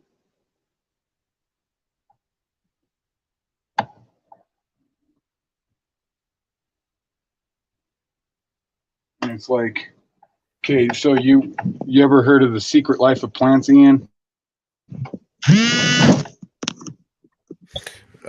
Secret Life of Plants. No, doesn't sound familiar. So in this, it was a book, and they did a documentary. This Chinese lady, that she was the one that did the whole talk to your plants. She's the one that made that uh, mainstream kind of. So when this woman talked to her plants, she noticed that the ones that she was giving positive affirmation to and the ones that she was paying attention to grew 2 or 3 times faster than the ones that, the control, the ones that she didn't talk to, didn't interact with. Um, and that really paints a picture of where attention goes, energy flows. And so when you can give people the energy, it's like they grow 3 to 4 times faster than the person that doesn't get the energy.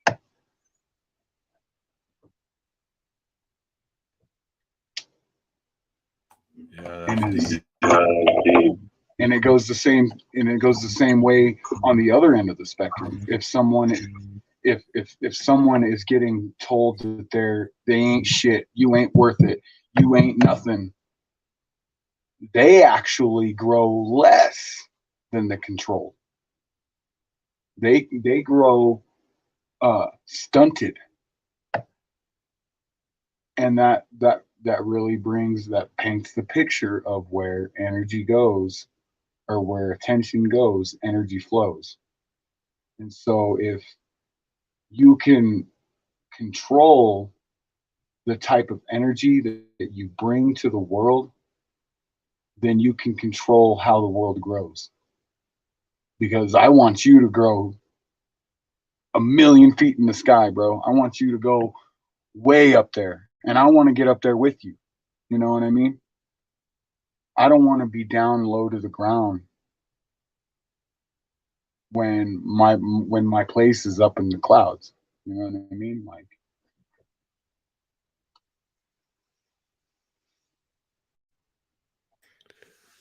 Yeah. Yeah. No. No. Mic check. Mic check. mic Oh, check, mic check. you got an echo, You got or I'm an echo, echoing it. or I'm echoing it.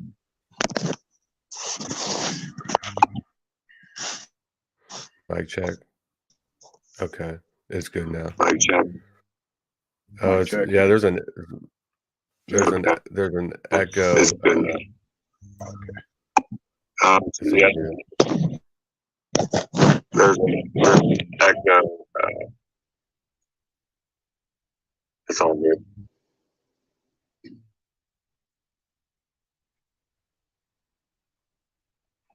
Anyway, I think we've exhausted that topic. My bad, bro. Yeah, no, it's just I was gonna say. Yeah. I actually lost where I was. I was where I Just- was. Let me go out and come back in. Maybe it let me might be me. come back in. Maybe it might be me. All right. Do the same thing.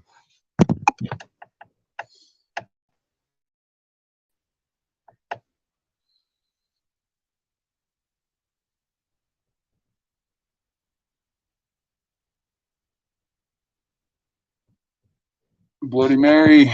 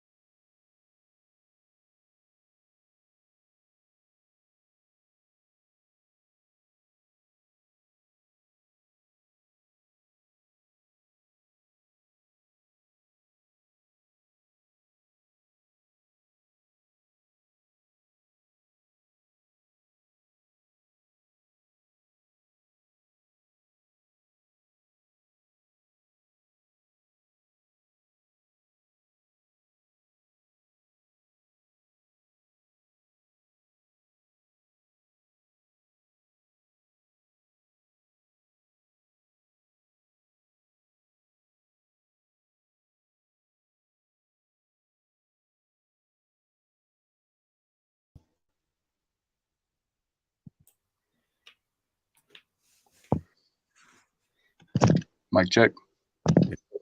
You sound clear. Way better. Oh yeah, it's super clear right now. Cool. But AB said something in the chat. I haven't been looking at the chat, but I just was checking it out. Said, I learned I cannot control others, so I just need to accept them for face value. Yeah, I agree. It's like I never ever. This the problem too is that I've never tried to control anybody, and I accept them for face value, and I never want to.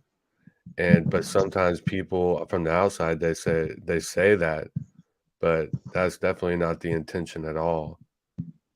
Is trying to control somebody.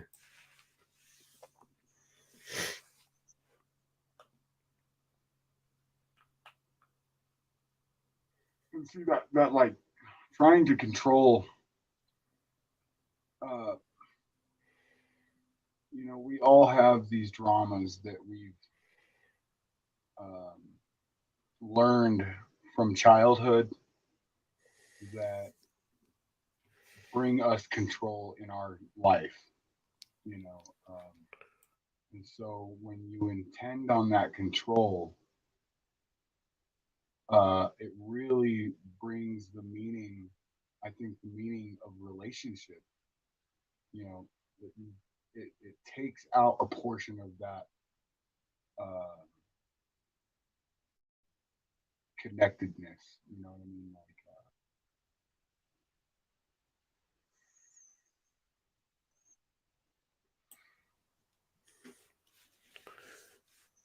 Yeah, your audio got really low, bro. shit. Oh, you're good now. Okay. Oh,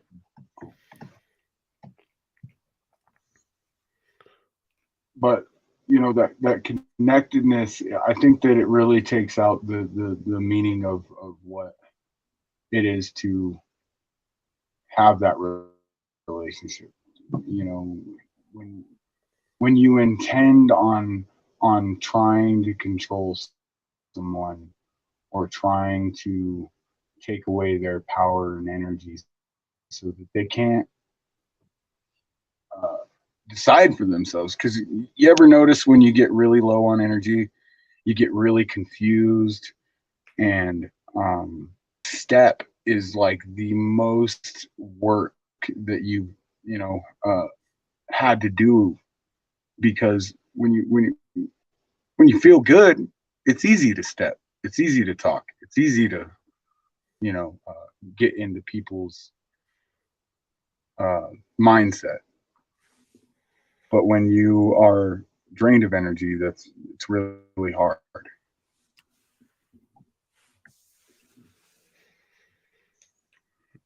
So true, man. That's hella true.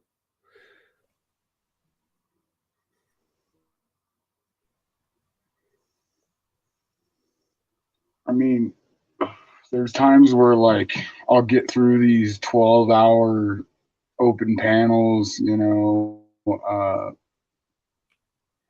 and I just feel drained. You know what I mean? On some of them, Mm, because energy, and I'm not talking about Bro Sanchez. Bro Sanchez is a great streamer. I love his talks and his uh, ideologies. But there's sometimes when I'm watching his channel that everybody's sitting there arguing, and I can literally feel drained, like the draining of my energy. And it's like, okay, well, I need to go and do something else to get my energy back up to make me feel good again. Um, and then I'll get on these streams where the energy is amazing, and it's 1 o'clock in the morning, and I'm fucking ready, dude. Like, let's go. you know and I really noticed the dynamic of what energy brings, or not energy, that non-energy. yeah, I know exactly what you're talking about. Sometimes I would get through these, and actually, in the beginning, is like I get done and I have no energy for 2 days. It's like everything's drained, and then something changed a month or two ago where now I'm full of energy most of the time. And energy vampire stuff. But for me, it was something I did in myself to change how my energy gets, drained, or you know what I mean? And And being, it was when you decided to stop giving your energy to these energy vampires, right? yep, yep. It's like, how do you identify these people? And it's always the energy, bro. It's always the vibe, because I feel the vibe and it's there. for certain people, and you just kind of go through it. But when you get that vibe, it's 1000 every single time. When I get that vibe, it's always something that you got to protect your energy and protect the vibe. Every single time you have got to. What I'm trying to say is 100%. It's the same situation. It's when you get this certain vibe. That's why I try to pinpoint how I'm feeling at the time, and then you go through it, and then reviewing it because this is also on the internet, so I could review the situation and feel the vibe out again and how it all played out, and just try to learn and be better at how you respond, how you deal with it, and sometimes it's best to just let it play out too. Um, in certain situations. So it's like every situation you approach it differently, you know. So, Yeah. but these energy vampires are real. But one thing that this shows is how powerful we are, because the energy we feel through the internet, bro, with each other, Yeah, that shows you how powerful we are right there. exactly. Yeah. And when you get to these live streams and you feel the energy, you, you start connecting with what they're saying. And when you connect with what the other party is trying to convey, then that's the new level of understanding understanding and consciousness. That's the new level of, hey, this is new frequency. This is higher frequency. This makes me feel good. This makes me feel like I can do anything. And energy vampires are always going to be energy vampires, unless they take that corrective action to decide to not be the control dramas that their mother and father gave them, or that they learned how to do out there in the world. Hey, Christos, what's up, man? Shout out to Christos.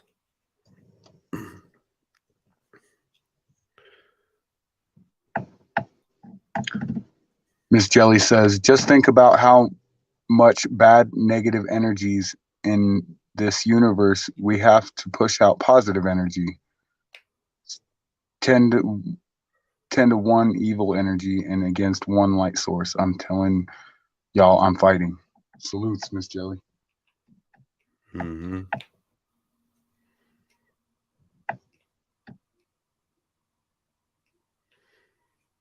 Yeah, we have to push out negative energies all the time, and you have to put that wall up, and that's the part that I'm trying to get past. Is like, let's everybody put their walls down. We got the internet. Like we're not physically near each other, so if you say something that I might not like, or I say something you might not like, it's not like you're gonna. If you don't vibe, you can just dip. You know what I mean? It's like it's cool with the internet, because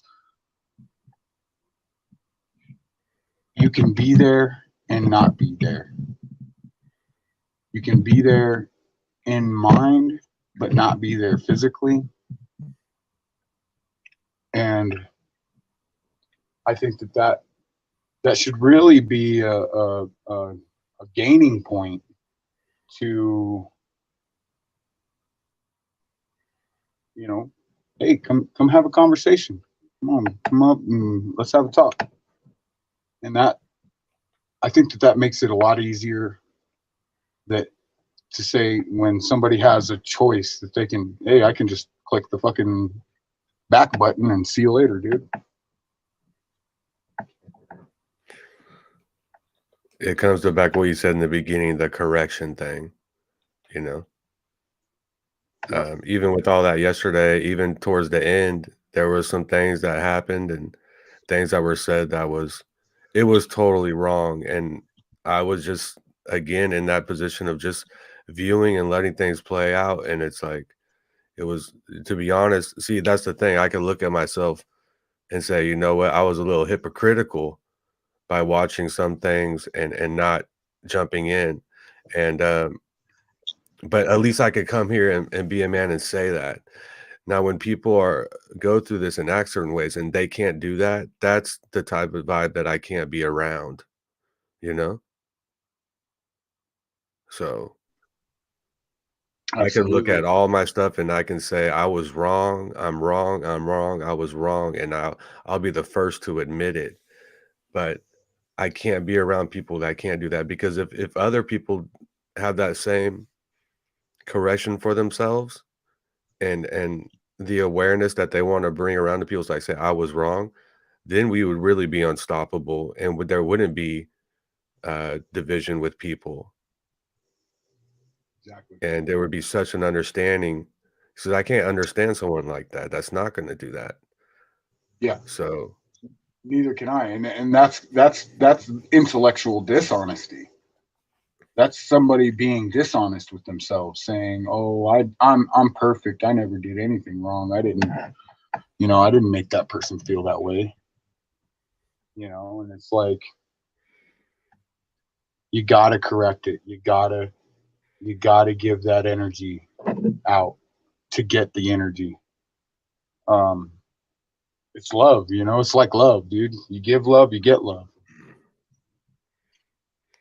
and when that energy is there, you got to act and you have to, you know, I guess act on it, no matter who it is too. That's so important. It's like nobody gets a pass Yep. um, on that, and that's important too. Like you don't get a get out of jail free card just because I've known you longer or you're family. It's like no. Yeah. And see, Uh, that's where the familial connection with principle comes into play. It's like I'm not going to give you a pass just because you're my dad or you're my brother or you're my sister or whatever.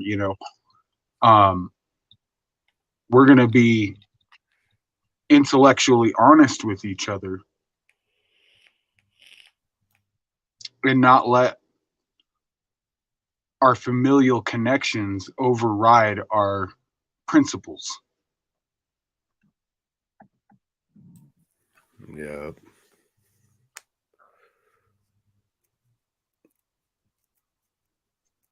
that's And super important what you just said. yeah, and to give people, you want to give people that. It's like we say, you want to give people that space, that time to think and be able to process information, whatever was said or whatever was done, be able to process that information and make it into something that, you might be able to reconcile or, work through and fix basically. Rick Beck says, when you're centered in the heart, insects respond to you. And I've had that happen, like literally when I'm feeling good and my energy is high, dude, bees are always around me. Mm. I'll have bees show up every time. Um, Spiders too, and I think it's because th- these beings, these insects, are part of the electromagnetic grid that we're a part of.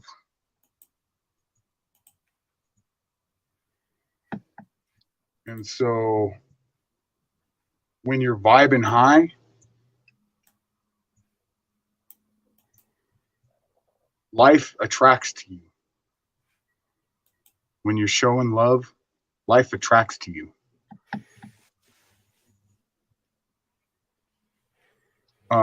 When you're angry and you have these low frequency feelings, um, things repel. It's like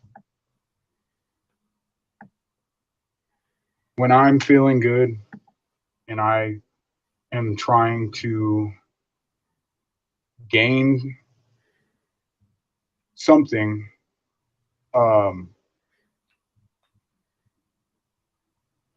it's easy. It's just like the conversation. It's easy to get these things when you feel good. And when you feel negative or, sad, depressed, blah, blah, blah, blah, blah, it's very difficult to get things to come your way.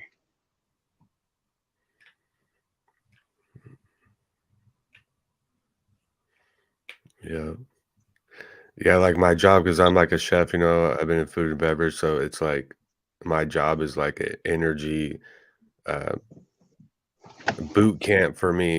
It's like all these different people from like 18 to 60 coming together, and so it's like this.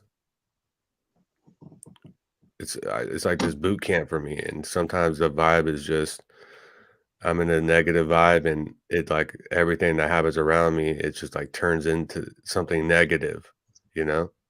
And you just see the negative in everything. And then on the flip side with the positivity, but um and then for me, I'm such an empath, so it's like I feel people's vibe, and they're talking about you, or you know what I mean? So it's like I really got to protect my energy and not let it, soak in and affect my energy. Like feel it out, but don't let it consume you. And so Yeah. I'm still learning with that, just like everybody else. No one has that down 100%, you know? Yeah. So it's like gratitude, to be thankful. To be thankful when you're thankful to have, you know, certain people in your life, that gives energy. That gives energy exponentially more than that will give you energy and the other party energy more than being the vampiristic type being. So if you can be grateful and showing love, you're more um, you're more receptive to these energies that you get more energy from giving than you do from taking. Mm. Bro, that was a mic drop because it's like, and then when you deal with people like this, you want to not give them your energy, and like you're kind of like, fuck this, you're not getting into my good energy because you're this. But when it's like you have to have the mindset like you can do what you want with this energy, but you're only getting my good energy, and whatever you do with it, that's your choice. But I'm not going to let you affect what I'm going to give out, But I still struggle with that sometimes with people. But actually, what you said really made me think about this, and that was powerful.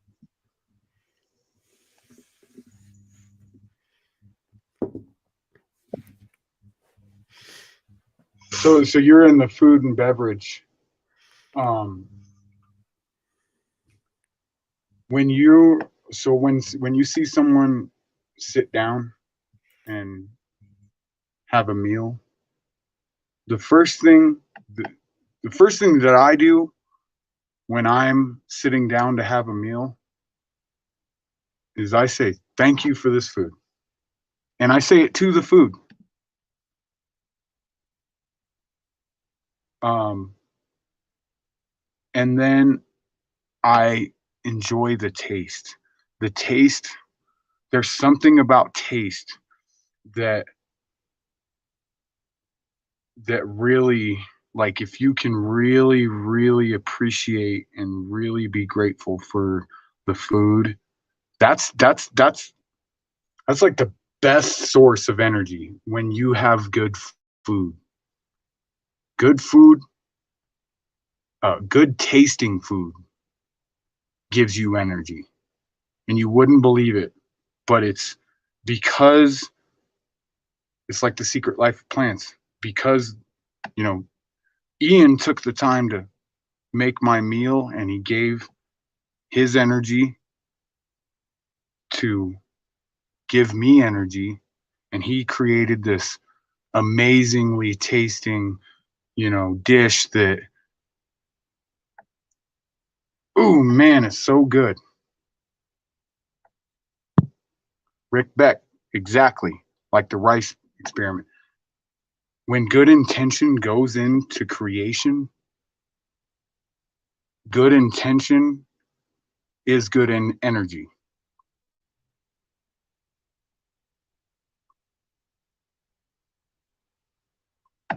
And so when you can really be grateful for the food and the taste, there's something about taste that really is really important. There's something about taste that it's like, so when you eat something good, it's real good. It, your mouth salivates, you know, your stomach stops growling. When you got bad food and it tastes like shit, bro, it's it's it's literally a frequency thing. It's like this frequency is nasty and dirty, and I don't like the taste. When I like the taste, man, that's so good. Man, this is this is so damn good. Gives you energy. And so So true, me, bro. I bottle water for a living. I'm a manager for a water bottling factory. And I know, like I know that water affects people immensely because we're mostly water. And so when I go to work, I am damn sure that my energy, if I get anywhere near that water, my energy is good. It's in the right spot. I'm giving sustenance, you know what I mean? And I want people to have the beneficial effects of my energy going into that water. You know, I don't put fluoride in my water. The only thing that goes in my water is salt and good intention.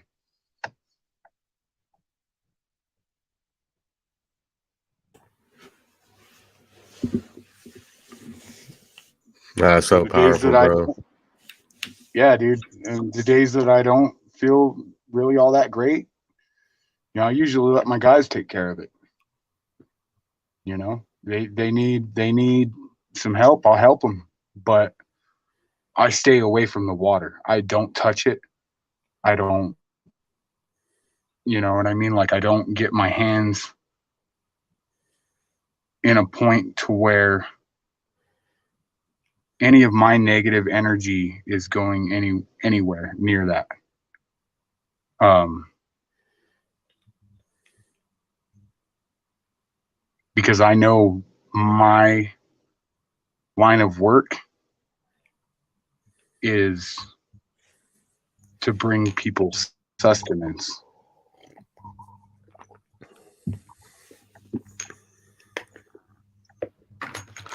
And I think it's the same with you, Ian. I think that you know, your line of work is to give people sustenance for them to be able to sustain. Yeah, and when I really stepped into being a chef, and I was like running a kitchen, and something changed in me with different people around me, and it became an energy thing, an intention, and really putting the energy into the food like I've never had before. Something clicked, and after that, like the whole world there completely changed. Even with the customers, I mean, it was like a whole paradigm shift there. And then spreading that out beyond me and a couple people to the whole kitchen as much as we could, it like really transformed the place. And I'm not exaggerating at all. Like I saw this gigantic change in me, other people, and all the way to the people that would come and, have a wedding or come to the restaurant or whatever it was. Yeah. So you thank your food and like that's pretty cool. I need to do that more actually. So what you said, a lot of things you're saying really sticking with me right now. Just I'm really taking it in, and I need to focus on that more as well on my end for myself and what I consume. I definitely don't do that enough, but I like what you said. It's definitely going to improve my intention with my food that I consume. It's important. It's so important. Because you can take crap food and turn it into the most nourishing substance for your body just through intention. Like you can take ramen noodles and be so thankful that you have these ramen noodles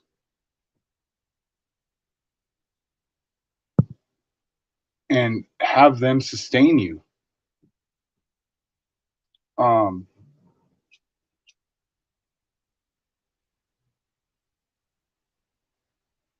you know the rice experiment. You've heard of the rice experiment, haven't you? Oh yeah, it's fascinating.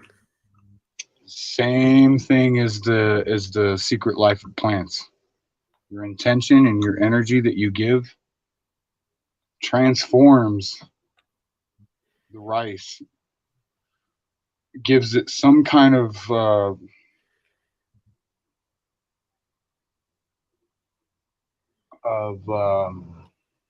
property that it degrades a whole lot fast or a whole lot less fast. Um, so when you tell your food, "Thank you, I love you," or "Thank you, um, I appreciate the sustenance that you give me," it's and I sometimes I feel crazy because I'm fucking sitting there talking to a plate of food, you know. but uh, but yeah, man, it's like you can really feel the energy too when you get food that's been blessed, so to speak,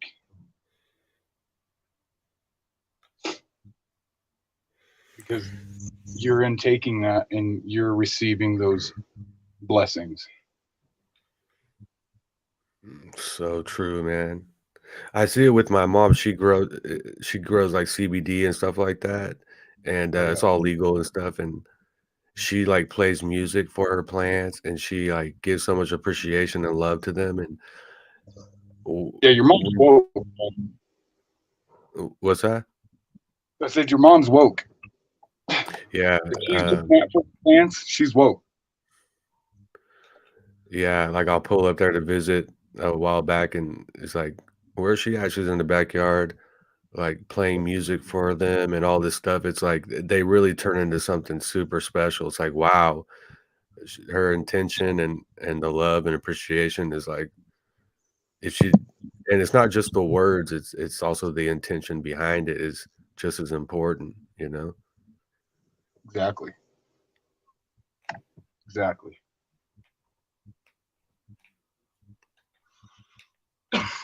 So yeah, that would be a big paradigm shift too if we all knew that power that we have with our intention. It that would be like a really powerful thing for the world. that And see, that's exactly where I'm trying to go with it, is like our intention shapes our world literally. And so when we have the intention to bring forth something better than what is, it is law of the universe. It's law that the universe has to respond to you.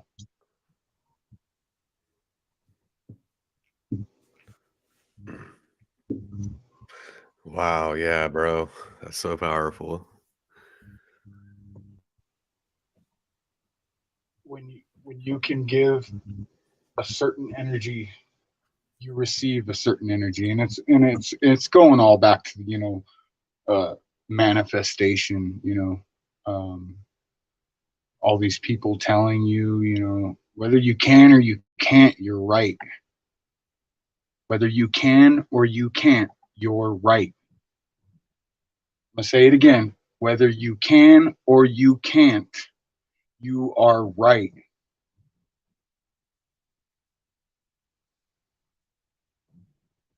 I want these people out here, I want you people out here listening to really like start focusing on what your intention is. What is your intention? Who are you really? Because your intention is literally who you are. I mean, everything comes back to intention. What is your will? What do you care enough to put your energy behind?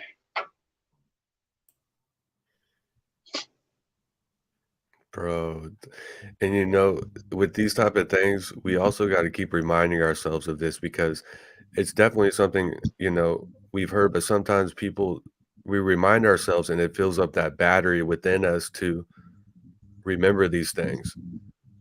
And so it's really important. And like you filled my battery up with this of intention with what you're saying. And I appreciate it. And this is what we got to keep reminding ourselves about. It's so important because sometimes you hear something for a decade and then, but one day someone says it and it actually sticks within you and fills up that battery inside you for whatever it is. And it and that's what you've done here with this stuff. So I appreciate it. Yeah, dude. And I appreciate you giving me the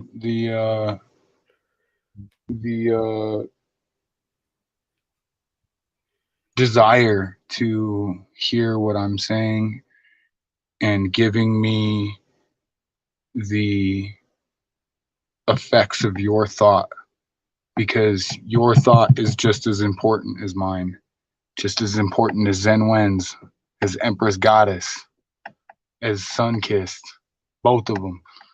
You know what I mean? Like, we're all here and we are all co-creating this reality together. And when I look out in the world and I see the wrongs going on, that means there's something wrong with myself that I need to fix. Because to fix the macro, you have to fix the micro. Damn, that's so powerful, dude. You're so right, man. You're so right on this.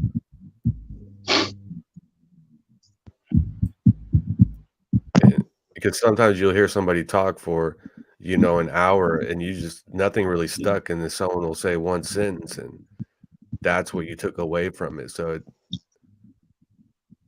some people they just want to steal that spotlight, but it doesn't matter. We all have it equal. That's why I always say we all have a piece of the puzzle, but no one's piece is bigger than the others, you know? Exactly. And when we bring it together, it's something powerful, you know? It's something greater. It's something big. Because we are ye not gods? Do you not have the power to change your life? And if you say no, come up here and argue with me on it. I'll debate anybody on that. Because look at what me and you were doing, Ian. Our channels are bringing people together, dude. Our channels are literally, the aware ones are making the unaware ones aware. The asleep ones are getting woken up by the awake ones.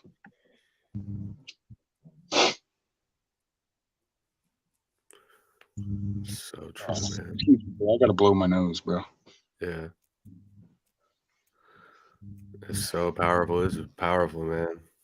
Wow.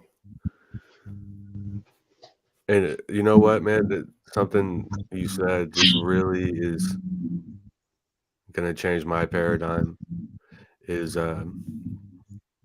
if you see something wrong in somebody, if you always think there's something wrong, maybe something wrong in you, that perspective is probably the best perspective you can have in those situations. And so, um, yeah, I felt that, man. Wow.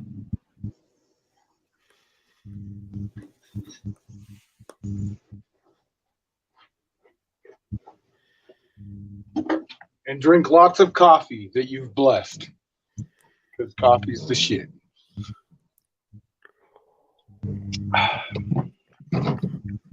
I agree with that. Nectar of the gods, bro. Oh man. And so, like, yeah, I'll drop the link, Christos. You're good. Is that all right with you, Ian? I want to make sure Oh, that's of cool course. with you. Yeah, I love Crystal. I'm gonna be back in like less than a minute. 1 second. Much love, guys. All right, bro.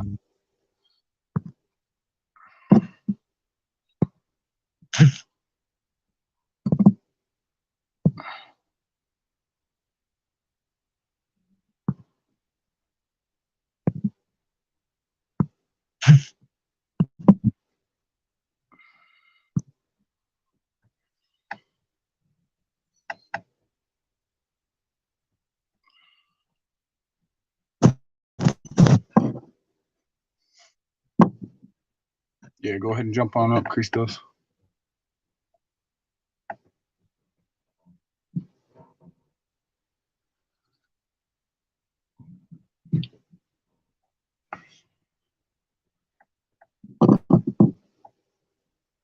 All right, back.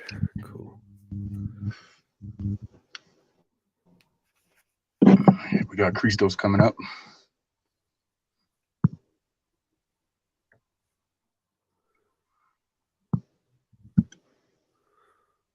I'm really glad you're doing this today, man. It creates a good foundation for when we do something possibly tomorrow too. This is perfect. Is this Heck your yeah, man. first stream, Jay? Yeah, What's up, man? I've been. What's going, Christos?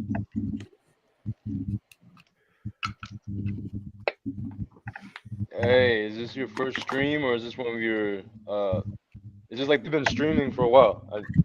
This is the first one for a minute. Yeah, I think the last one I did was like a week ago, and then the one before that Okay, was a couple of months. So, cool. yeah, man. Hey, How you well, doing today? I'm doing well, and if I stop talking randomly, that's because I'm at work right now, and someone comes in That's here fine. needs to talk to me. All of a sudden, you won't hear from me, but I should be all right. I just want to Cool. hop in real quick because you said if anyone wanted, I got some friendly smoke for you on the Ye Are Gods thing, and honestly, I do agree with you, but I will like just play a little devil's advocate. Um, Okay.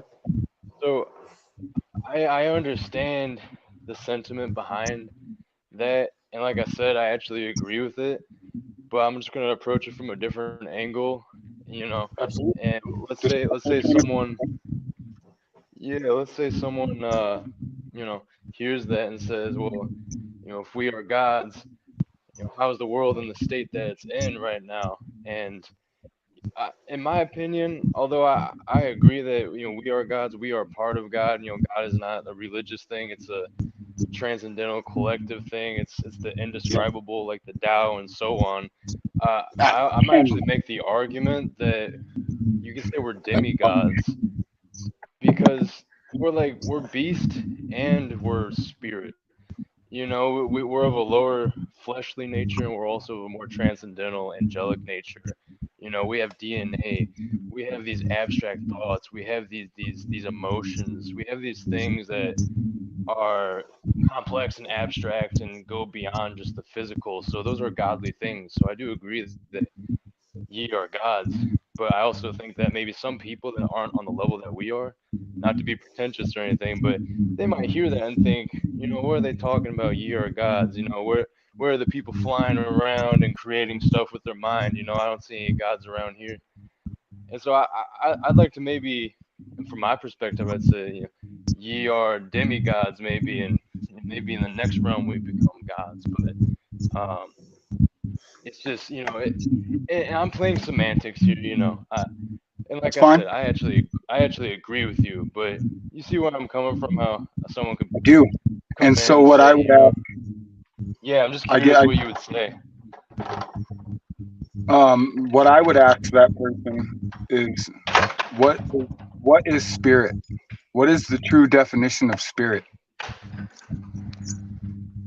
And so when you look it up, Hmm. to respire or uh, to have spirit is to breathe, literally. And so, what is the Holy Spirit of God? It's the whole breathing, the holo breathing of God, right? And when I say holo, I mean helio, helios. You know, it's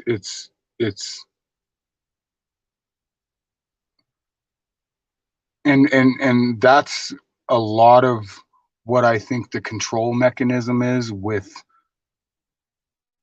our oppressor, is to mix up words and to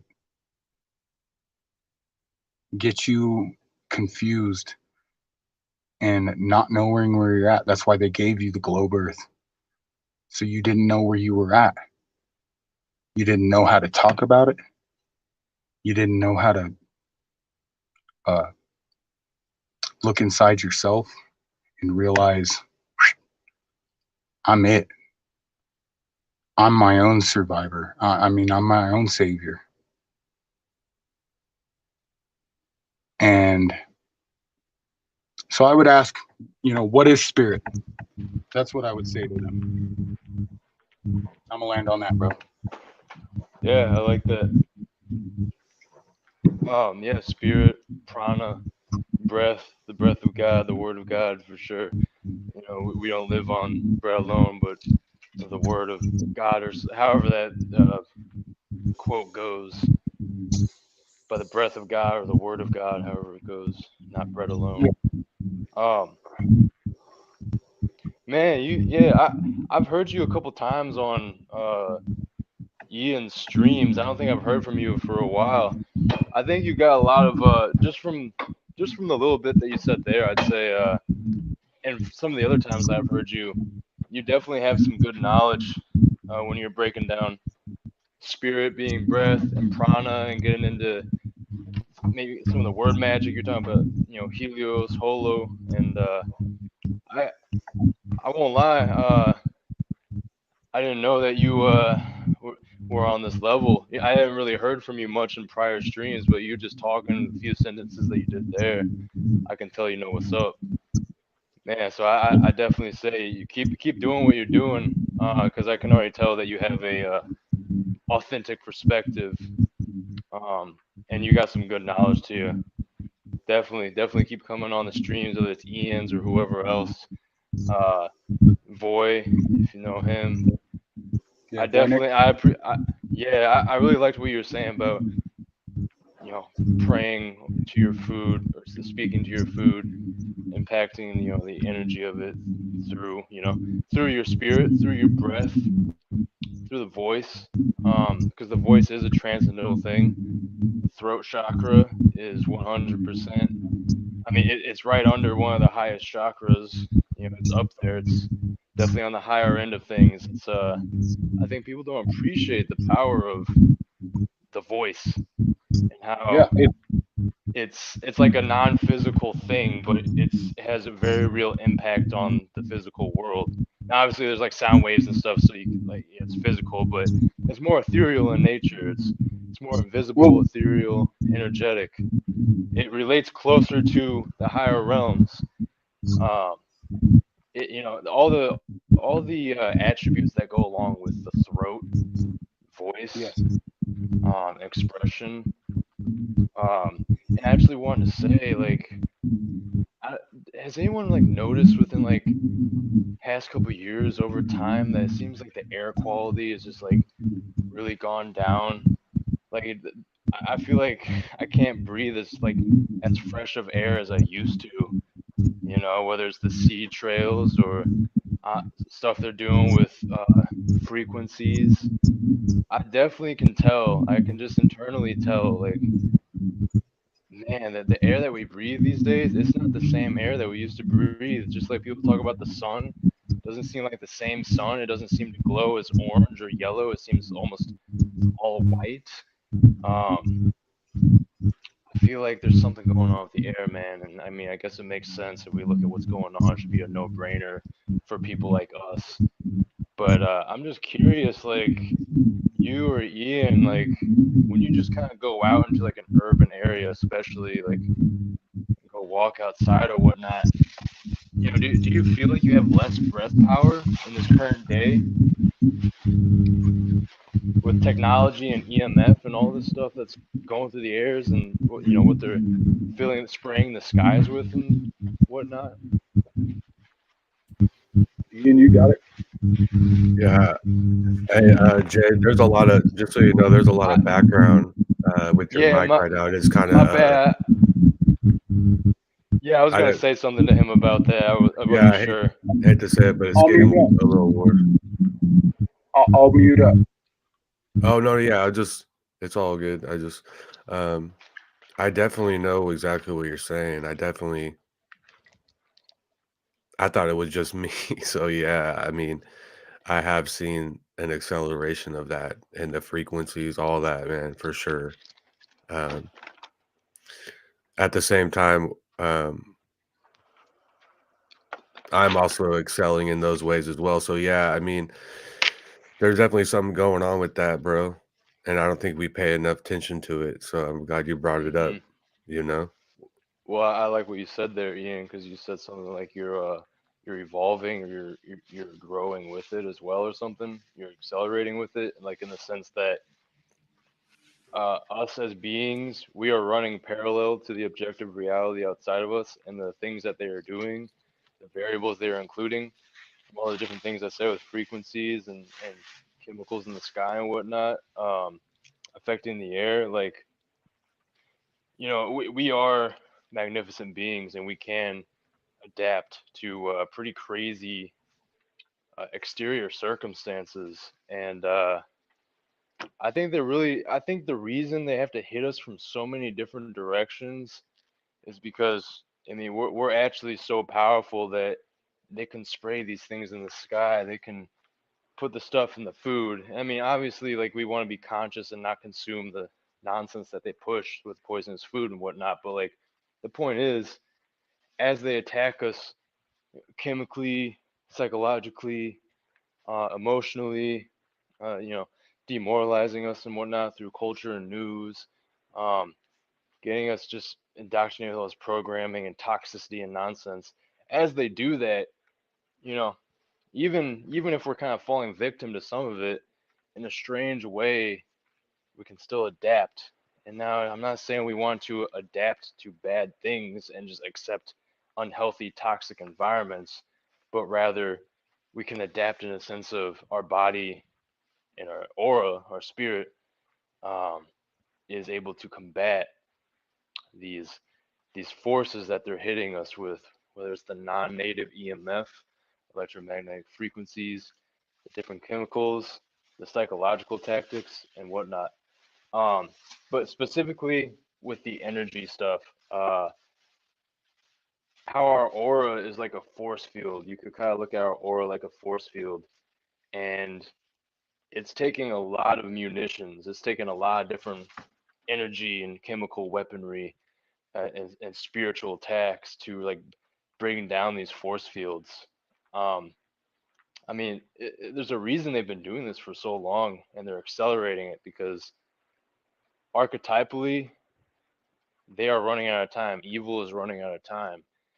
Uh, Evil only has so long to try to get the job done that it wants to get done, and that evil force, whatever it is, um, in this world, it wants to take as many people with it as it can before its time is gone. So anyway, I'm kind of I'm going off here. I'm not even sure what I'm saying at this point, but the original point that I was trying to make is um, they're definitely toxifying the air, the water, and everything in between, and even the energies. Like I said, electromagnetic fields, electromagnetic frequencies, non-native, having Wi-Fi everywhere, having 5G, and 6G or whatever the hell else is coming. Um, we're being bathed in artificial frequencies and energy. And a lot of us can't even notice this unless we're at some elevated state of consciousness. Then we can feel that something isn't right with the air and what they feed us and everything. But with that being said, going back to what I was saying, the human body, the human spirit is actually a very mysterious and marvelous thing. And it's more than just, oh, we get a little paper cut within a couple of days, the skin heals itself back up. We can do that type of stuff, but on a larger scale. But I think a lot of us don't think that's possible. But it gets into these different studies and experiments that they do out there. You're talking about the rice study or experiment and stuff with Dr. Emoto and affecting water. And you were talking about growing, your mom growing plants and playing certain music for it. Um, so it's I mean, it goes back to just everything is a spiritual battle. There's a war. There's a clashing of frequencies. They are really throwing everything they can at our auras, and I think to our surprise, a lot of us are actually keeping our auras and our defenses up pretty strong. But that's why they're heating things up because we're still here, we're still standing, we're still getting together as communities, and in fact, we're coming together more and more. I really see this whole movement of consciousness and spirituality really taking new strides, and not even in like a corporatized new age uh, bullshit peddling way, um, like using spirituality to sell stuff because corporations do that and whatnot. But I genuinely see it within the counterculture, whether it's psychedelics, whether it's people getting into yoga or trying to understand Eastern philosophy. What are the chakras? People looking into ancient religions and looking past the mythology and the dogma and seeing that there's hidden knowledge within there that you can syncretize and you can synergize with a religion on the other side of the world, and you get down to the deep roots of it. um it's about connecting the dots. um we have to connect the dots, we have to connect the nodes because everything's in a disarray right now. And I'm starting to speak abstract, but that's fine. A lot of things can be derived from speaking in an abstract form. Um, so yeah, it's getting crazy out here, man. And we can keep our vibe up, and we can stay positive, and we can take care of our health. But all of those things considered, we need to stay aware of the world stage. And it's not like I watch the news, and it's not like I really care, you know, what the president or what some politician has to say because it's a bunch of nonsense. But at the same time, it may not feel like it affects us directly, but it will. And this is something that people need to get through their heads. These people out in Washington D.C. and whatnot, they do have a certain sway and effect. I got echo. Yeah, I'll land my plane here in a second. I've been going for a minute, but I want to end by saying, from talking about the EMF to chemicals and the psychological warfare and all this stuff, there is an acceleration. We all see it. We all feel it. Things are amping up, and there is going to be some type of big event. And I know that's like it's cliche and stereotypical, and people don't take it seriously because like, oh, people are saying 2012, or people were saying, in 2000. Everyone's always been talking about the event. There's not going to be any event, is what people say. People have always been talking about the end of the world. It's not that the world's going to end. I'm not saying that, but there's going to be something that's going to cause a really big shift, and it's going to affect, I think, a majority of people on the earth. And I hate to say it, and I don't want to be negative, but I think there's going to be a lot of people that get hurt, like within the next decade, with what some of the powers that be are trying to roll out right now, man. So we just, not that we have to go try to wake everyone up because we're all on our own journeys, but we need to lead by example. And just like y'all were saying earlier, affecting the macro through starting with the micro, starting with yourself, improving yourself, becoming healthy, having more love in your heart, feeling more calm, feeling more connected with your soul. And through that, you'll be able to be more connected and have more of an influence and lead by example, and it will become contagious. And maybe people that are halfway awake or kind of on their journey, just starting, or not even at all, it will kickstart those people and it will activate them, and uh, it will be this multiplying effect. So it's here, man. We're in the climax of this reality, and yeah, man. So let's stay aware because there's some crazy stuff coming down the pipes, and I don't know what it's gonna be, but I definitely think we need to have a little prepper inside of us. We don't need to build a bunker or anything and prepare for like a nuke, but like have some food, learn how to grow a garden, like get to know your neighbors, um, get to know the land, and just have skills, have supplies, just in case there was some type of craziness they tried to pull and they shut down like a bunch of the grid around the U.S. or wherever, and it, they'll claim it was a EMP or a hack or whatever. They're gonna pull some nonsense and it's gonna have a big effect, people. So I'm not gonna say exactly what it is because I don't know, but I just know that they got a card up their sleeve still, man. They're gonna play it sooner or later. Um, I landed there. Thank you for letting me well, talk for so long. if I could go real quick, Yeah, yeah, I'm done. I'm done. Thank you for letting me go on like that. I'm no, definitely. I'll pause for a second. I I see exactly what you're saying, but I feel like all of that awareness isn't enough for me with people. I don't resonate with a lot of people that have that awareness anymore. I mean, there's a lot of people I don't resonate with anymore because they turn the focus there on that stuff. And I think that we need that basic awareness of what's going on is important, but it's time for us to have awareness of that, but give energy to each other. I think we determine really what they do. And if we, have that awareness of that stuff is important, but it's more important to have awareness of the person in the mirror and each other and give each other energy, just like we can influence the water, the whole rice experiment. I think that works for everything else as well. And I think that I'm noticing that I don't. That it's not enough for me when I see people speak that truth and awareness of those type of things. It's for me, it's like, okay, I've already been there for 2 decades. Now I'm trying to recognize my power and our power and connect.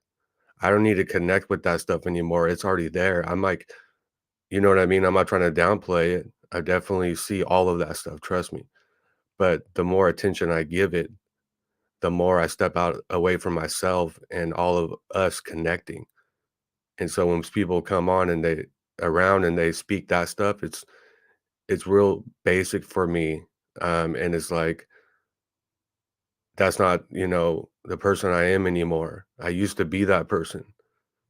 And it's okay. I just to be honest, bro, like I see what you're saying, but it's kind of I'm a little shocked because that's not the Christos that I know. So usually don't go on that angle like that. So it was kind of like it was I don't know, man.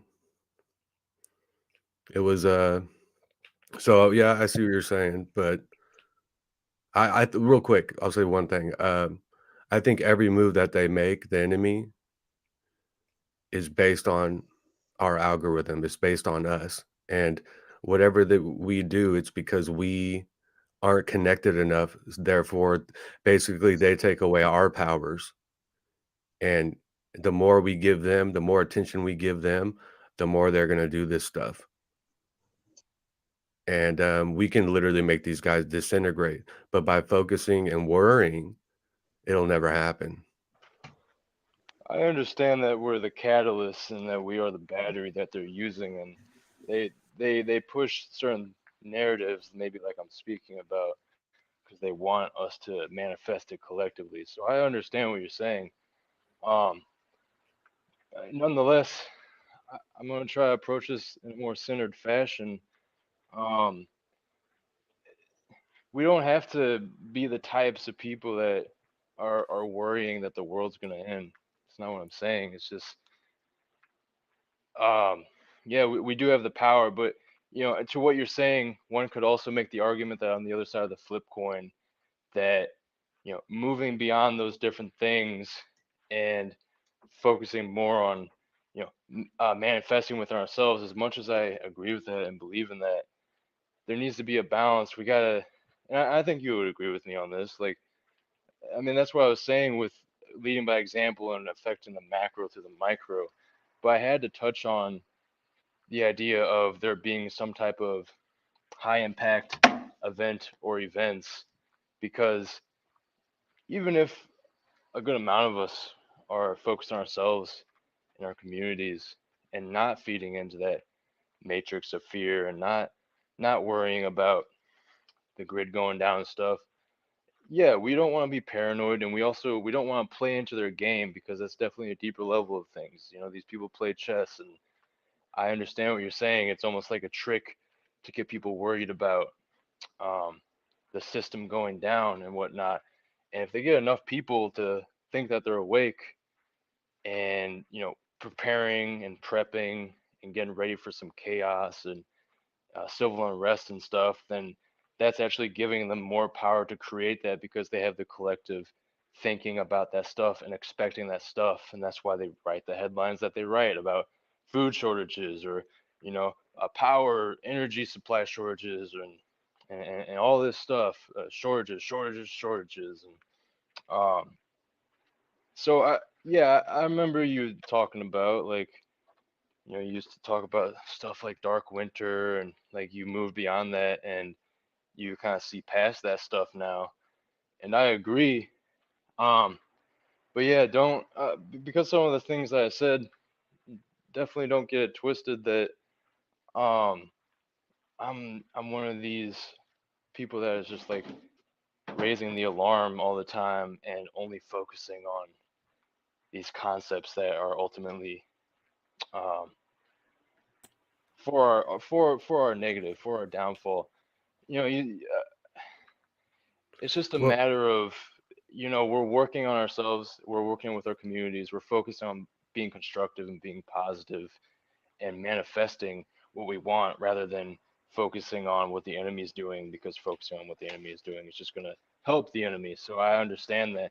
But I also think we still need to keep some type of awareness. We have to have our eyes peeled to some degree. Um, because even if we're not playing into their narratives, they can still pull narratives, because there are a lot of people out there that are playing into it, and these people do kind of have a residue on us. We can disconnect from the system as much as we want, and we can go within, but that system still has some type of grip on us to a certain degree, and we can lessen that. But we also have to accept that uh, we are um, even if mentally we are free, unfortunately, a lot of us are still ingrained in this system. And if supply chains and stuff started shutting down for real, and the whole systems of how the society operates and the world operates, um, it would definitely get a little rough and confusing. So like we I just need to have an open mind for what could be happening on the world stage. no, I agree with everything you're saying, to an extent and everything. But for me, it's like I've reached very recently, especially, I've reached beyond the point of someone coming along and against the system, speaking basic awareness of what the enemy does, and being on board and resonating with them just because of that. If you don't have also with that awareness, you have to have respect. You have to have understanding with people, really trying to connect beyond us not liking the system. And I noticed that I'm actually not resonating with a lot of these people because it's like people just got to catch up to where some of us are at. If this basic awareness, we got to go beyond it. And I do have the awareness of the enemy. Trust me, I know all about it, dude. I know more than you guys can. Even I spent so much time studying this. But what am I really going to take with me when I exit this body? My awareness of all this stuff and all the evil going on, or what I did beyond that and discovering my own self? So that's what I'm trying to step into now. And all the other people just need to catch up because what am I really giving people for putting myself out there? Having awareness inside of this stuff is important and how we move in this world. But what I give out, am I just giving them fear? And you know what I mean? I just want to give something else now. And I want to receive something else now because I know and everyone else should know. And if you don't, you're just gonna have to catch up. And now it's time for us to really discover self and understanding for each other. And I am not falling for these people that come out like I'm anti-system and I'm not just gonna resonate because of that. Like, okay, I get it, but what else do you got for me? What else are you gonna do for me? I mean, what else do you have to give the community or me? Just anti-system stuff? I ain't falling for it anymore, bro. That ain't enough for me. And it shouldn't be enough for anyone else, in my opinion, you know? And that's what the enemy does. They bring these people that are anti-system speaking basic truth, and everyone jumps on board like Kanye and all these clowns. Everyone jumps on board just because of that. And what are we really gaining? But at the same time, like I have balance with it, but I just have a different, I've just changed with all that, but it, it's been a process, you know? So I see what you're saying, but it it just gives a certain energy now that it's like, okay, well, what else? What else do you have for me? What else are you bringing to the table outside of telling me what the enemy's doing that we most of us already know, and now it's time for us to really build each other up, not put this negative energy into each other, you know? And but people know me. I've been talking a lot about this stuff. I get passionate about it. I want to talk about it too, but I don't need to remind myself anymore about it, you know? And so, I know you have balance with it too, but it was just kind of like, I don't know. Hey, I understand you got a bad taste in your mouth with some recent happenings and different people, and I know what you mean. I totally get what you mean. And people that keep it at like a basic level to some degree and just talking about being against the system, for sure. Um, yeah, yeah. Uh, yeah. Just as long as you don't conflate me with any of those people, and I don't think you're doing that. But yeah, like you said, I'm definitely balanced in it. Uh, I don't, I don't dive into one side or the other of the polarities of worrying about the new world order or completely ignoring it and going within yourself. It's definitely a mix. It always comes back to the balance of the two, reconciling the polarities, no doubt. Um, where'd Jay go? Did he I don't leave? know Did what he say he was happened gonna to hop him. out or something? No, he didn't say anything. I think he should be Isn't this back. his? Is this his StreamYard or yours? I'm No, no, confused. this is all his channel. He went live, and I just woke up and saw him about to go live, and me and him's gonna be doing something on my channel tomorrow. Um, Okay, word. so Hey, yeah, bro, I did you feel you send me on an all email that. yet? Oh, I have to check my emails. I haven't got it because yesterday happened and it kind of took up all my plans. Oh, And yeah, no worries, man. No rush on that, yeah, for sure. I understand. so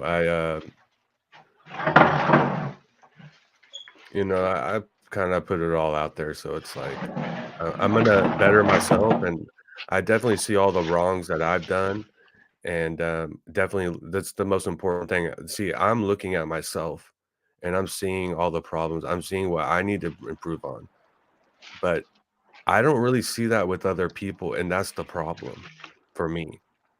You know what I mean? Mhm. Mhm. That's I'm the first to admit my mistakes, and I made mistakes yesterday. And I was I'll be honest, I was a little hypocritical at some points, but at least I'm going to admit it. I don't That's the people that don't resonate with me anymore, the people that have came and gone are people that don't do that. That's a familiarity I see, and that's where it kind of shit really got, this chaotic separation because they can't do that. So you know what I mean? But hey, like I said, I want the best. I want the best for everybody. We're out of war here. We're not here to just go into the woods and meditate all day and just just that. I believe we're out of war physically, mentally, and spiritually. And we do have to have awareness of this stuff. But now is an important time to be like, okay, we know what they're doing, but why don't we tap into our powers?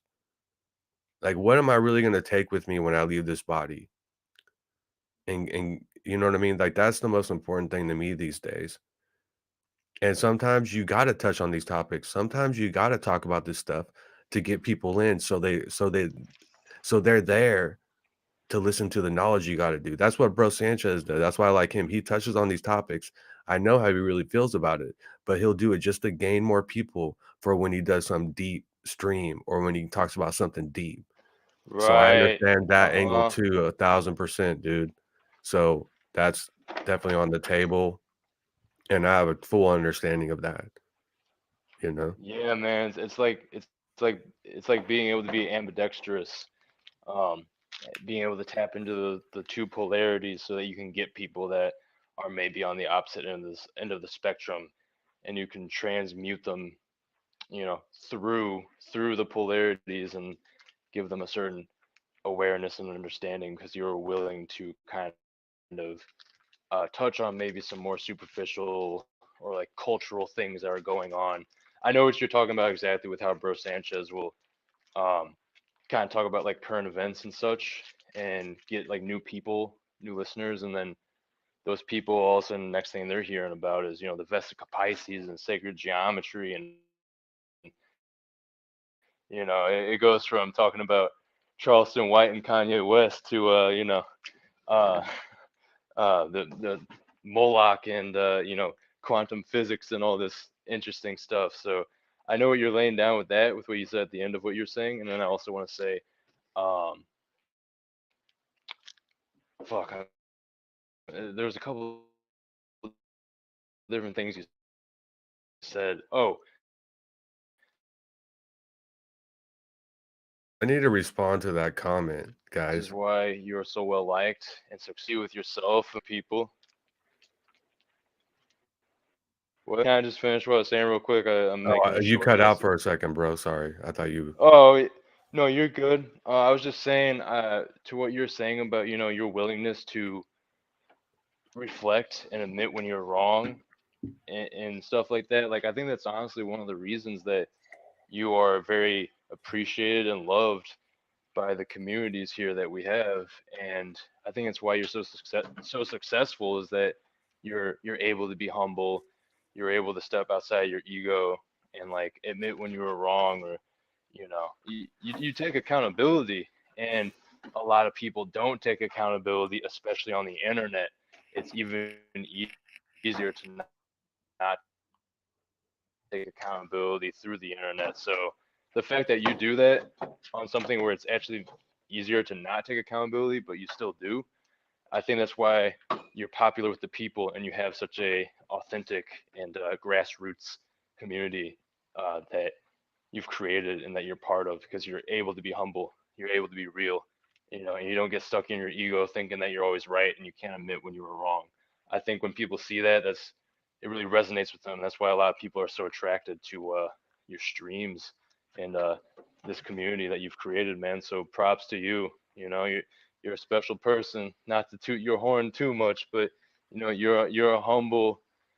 you're a humble you're a humble dude, man.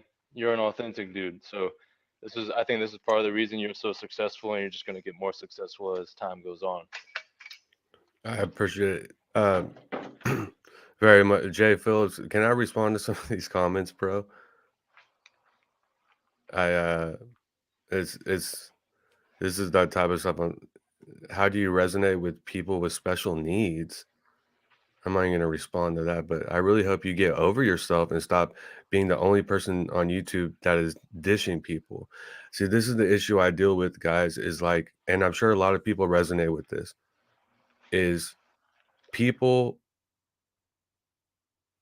diss people all the time, and people um, do things, and even towards me. And then when I respond or I had enough of it, now it's a problem. But they can't go back to the original problem of why it really started with these people and different people that I'm just done with now that literally made videos about me and saying all these things.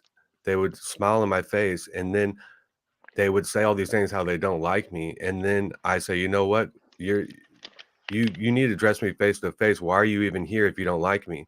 And then now it's a problem. So there, I've been known for destroying people. See, I just been known for calling people out. So I'm not even gonna respond to the comments. People Yeah, know that me. sounds. It's Mhm. it's like I said, I see all my faults, and I need to do a better job. And a lot of things that happen, I take the blame for. And it's not easy. I'm still learning. I'm still, trying to learn. But people take little, like somebody took yesterday, one thing with Red Squid. They took that one thing, just like a 5-minute segment, and made it sound like my entire existence on YouTube they don't like now. While they're there the entire time for 2 years around, liking what I do, commenting all the time, and then now they say, "Oh, with what happened to Squid, now everything you've done here is, I don't like it." You know what I mean? So, sometimes we gotta take the whole picture, the whole package, and not be stuck on one instance, and I need to do that too with people. But sometimes those one instances can ruin the whole thing. So it's a tough thing, but I you're not everyone's gonna like everything that I do. Not everyone's gonna jive with it and how I handle these people and situations. Not everyone's gonna like it, but you know what? Most people do. To be honest, I mean, it kind of shows, and I'm not looking for acceptance or people to like it. I'm just trying to be me and call people out. But the thing is these people I'm calling out, it started with them a lot of the times. And then Mhm. I address it, but, and I don't always do it the right way, but why am I the problem now? Why is it me? And it turns into, this is how you are all the time, but while you're there for a long time, saying how great it is and how you love it, and now you're trying to taint everything that I've done. See, I've dealt with that way too many times. That's why I'm just starting to say, you know what? These type of people can't be around. I can't the energy it creates even inside me right now, that's not something that I like, and I need to pinpoint it, and you know what I mean? So yeah, it's okay. You're always gonna have people like that. Mhm. That's the way it is, man. It's not easy, but I can't let it get in my way, because I want to keep moving forward. And if I pay attention to all the little things that people say, I'll get nowhere. And then I'm gonna second guess myself. I need to just be natural. So, like I said, was you're up here, Christos, that I'm not happy with the way I handle things sometimes, and maybe I should have done things differently. But I'm going to say that you know what, I have a lot of self improvement to make. You know what I mean? Mhm. But I just hope that the other people on the other end also feel that. And one thing that's difference between me and the people that I've distanced myself from is they want me to fail. They get energy from me failing, and they don't want to see me succeed on any level. See, I will never Mhm. take that route. That's the big issue, man, too, with people. That's what I see with people like that. You know what I mean? Is that they want me to fail. And that's like that's not a vibe I want around me, man. For sure. For sure. We want people that are going to lift us up. Um, you're right about keeping the big picture. It's very important, and I could say, I won't get into the personal details of it, but I'll just keep it at this. I'm going through some things with my girlfriend right now, and it's been very trying for both of us, but especially from my perspective and my end of the relationship. Um, there's some things that are troubling me, and so uh, while this is happening in recent times, I'm being sure that I still keep the big picture in mind for the years that I've been together with her and all the other times leading up to these current times, how those play into what's happening right now, and keeping the bigger picture in mind because I could get wrapped up in some of the current things that are happening that are bothering me and causing tension or whatever. I could get wrapped up in that, but the thing is, if I wrap up too much in the problems of the current, am I just going to throw out the window all the other times that I've had with this person in my life? And so it's a different example, but it's the same type of message that you're getting across of keeping the bigger picture. We have to do this because there could be a stream or two from someone that we feel like is not well conducted or like oh what the hell happened with the stream or whatever. But like, what about all the other ones? What about what about the hundreds of other streams from that person that have been good that you liked? Like, are you gonna use this one, like maybe bad one or whatever, if you want to consider it that, to just write off the person and their content and their message completely? Like, it's a very narrow-minded um, it's a very narrow-minded uh, mentality. It's just it's not good Yeah, my in the check. long run. It's not good. Yeah. Yeah, I feel you on that. Yeah, we hear you, Jay. I got to go in a few minutes. I got to get ready for work. Hey I've been here a man, little longer than I've been, but I really enjoy the vibe here, Jay. You give a good vibe over here, man. It's very inviting and it's like very mellow and chill, and a lot stuck with me today. And I wrote a lot of things down for our discussion, and um, I'm glad I'm happy to be here. You know. absolutely, man. I'm happy to have you here. Dean in the chat, bro. Dude, if you ain't got nothing nice to say, don't come up over here on my panel, bro. Like, I love your perspective and your opinion, bro. But I don't need you coming up here with those negative vibes, dog. So I'd appreciate it. Show everyone with respect here. Just like you go over to Bro Sanchez's channel and you show everybody with respect there, do it the same here, bro. That's all I'm asking. And I'm gonna land on that.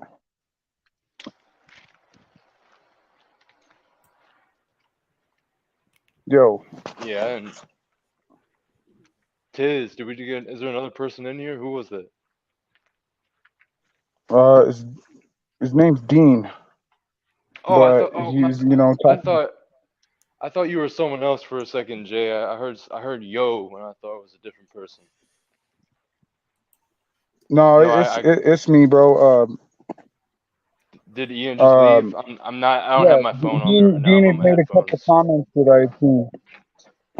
Yeah, Dean I had made a saw. couple comments that I had seen, and it's like, Yeah, hey, I bro, didn't. you don't need to come over here with that. You know, Yeah, if you want that stuff didn't you want even. to talk shit on your own fucking platform, dog. Right, right. I don't know what the heck he was saying, man. Like that was confusing me. All I know is just there wasn't good energy for real. It's sad, like when we vibe like this, and I'm telling you, that's what I deal with a lot. And people come with the energy trying to change the vibe, maybe not intentionally, but that's why we got to protect the energy the best we can. And, you know, Preserve. Yep. Yeah, because I mean, as much as I've the interaction that I've had with Ian has been nothing but positive, and I ain't seen him trying to tear people down or and you're sitting here saying this about my friend. I mean, you guys are my friends and family, dude. like I vibe with you higher than I do with my family. And so I just don't need that bullshit coming over. And I'm, I want to protect our people too, because what we have is special, guys. Literally. It's and if we all share this message and get it all out, a lot of people's lives are going to be affected for the benefit. You guys got it. I'm just gonna say no comment. I don't want to. We can have that energy on my channel sometimes, but I'm not gonna bring that over here to Jay Phillips' channel. It's a special vibe, and I just don't. I don't feel right doing that, and it would be wrong of me, and it's not even an option to me. So uh, I'm just gonna, Hey, Ian, I don't know how the StreamYard works, and I appreciate it. My phone had died, while I was listening to dude, Christos. Uh, but I just want to thank you guys for not bouncing. If I ever cut out like that, just stay on the stream, or at least if you got to bounce, I understand, but yeah, that was technical difficulties, my bad. Yeah, I figured that we were hanging out and talking about some things. So it was a very productive conversation today. For me, I really needed this, and I appreciate all the positivity, and some things really stuck with me today, guys, that I'm gonna take and soak it in and try to, improve, self-improvement, and um, like I'm serious. Like this is what I needed after, the last 48 hours. This really, balanced me out. So you got something special over here. I always support what you do, man.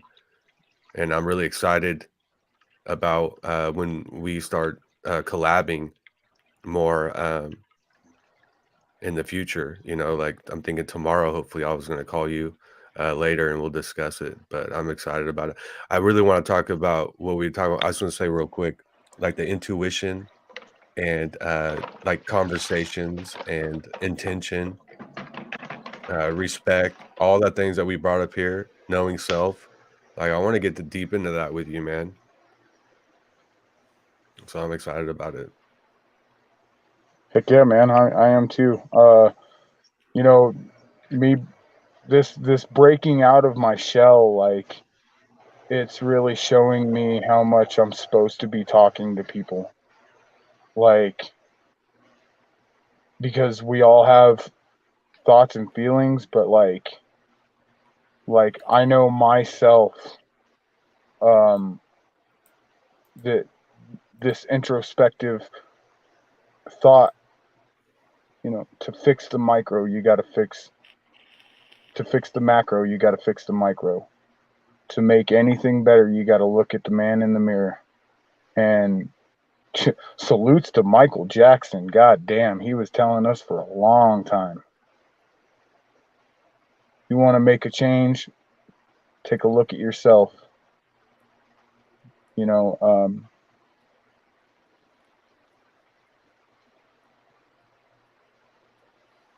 the world is what we make of it, and it sounds so corny.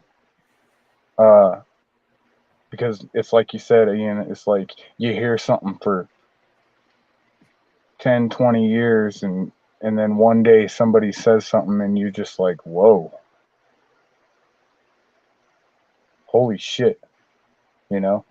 Like, I encourage everybody to go check out a book called "What the Bleep Do We Know?" Um, they actually made a movie with this book, and it's got this character called Dr. Quantum. But he's sitting here talking about, the same things that I'm saying, like intention, rights, reality, and what you feel and believe about the world is what you get and receive about the world.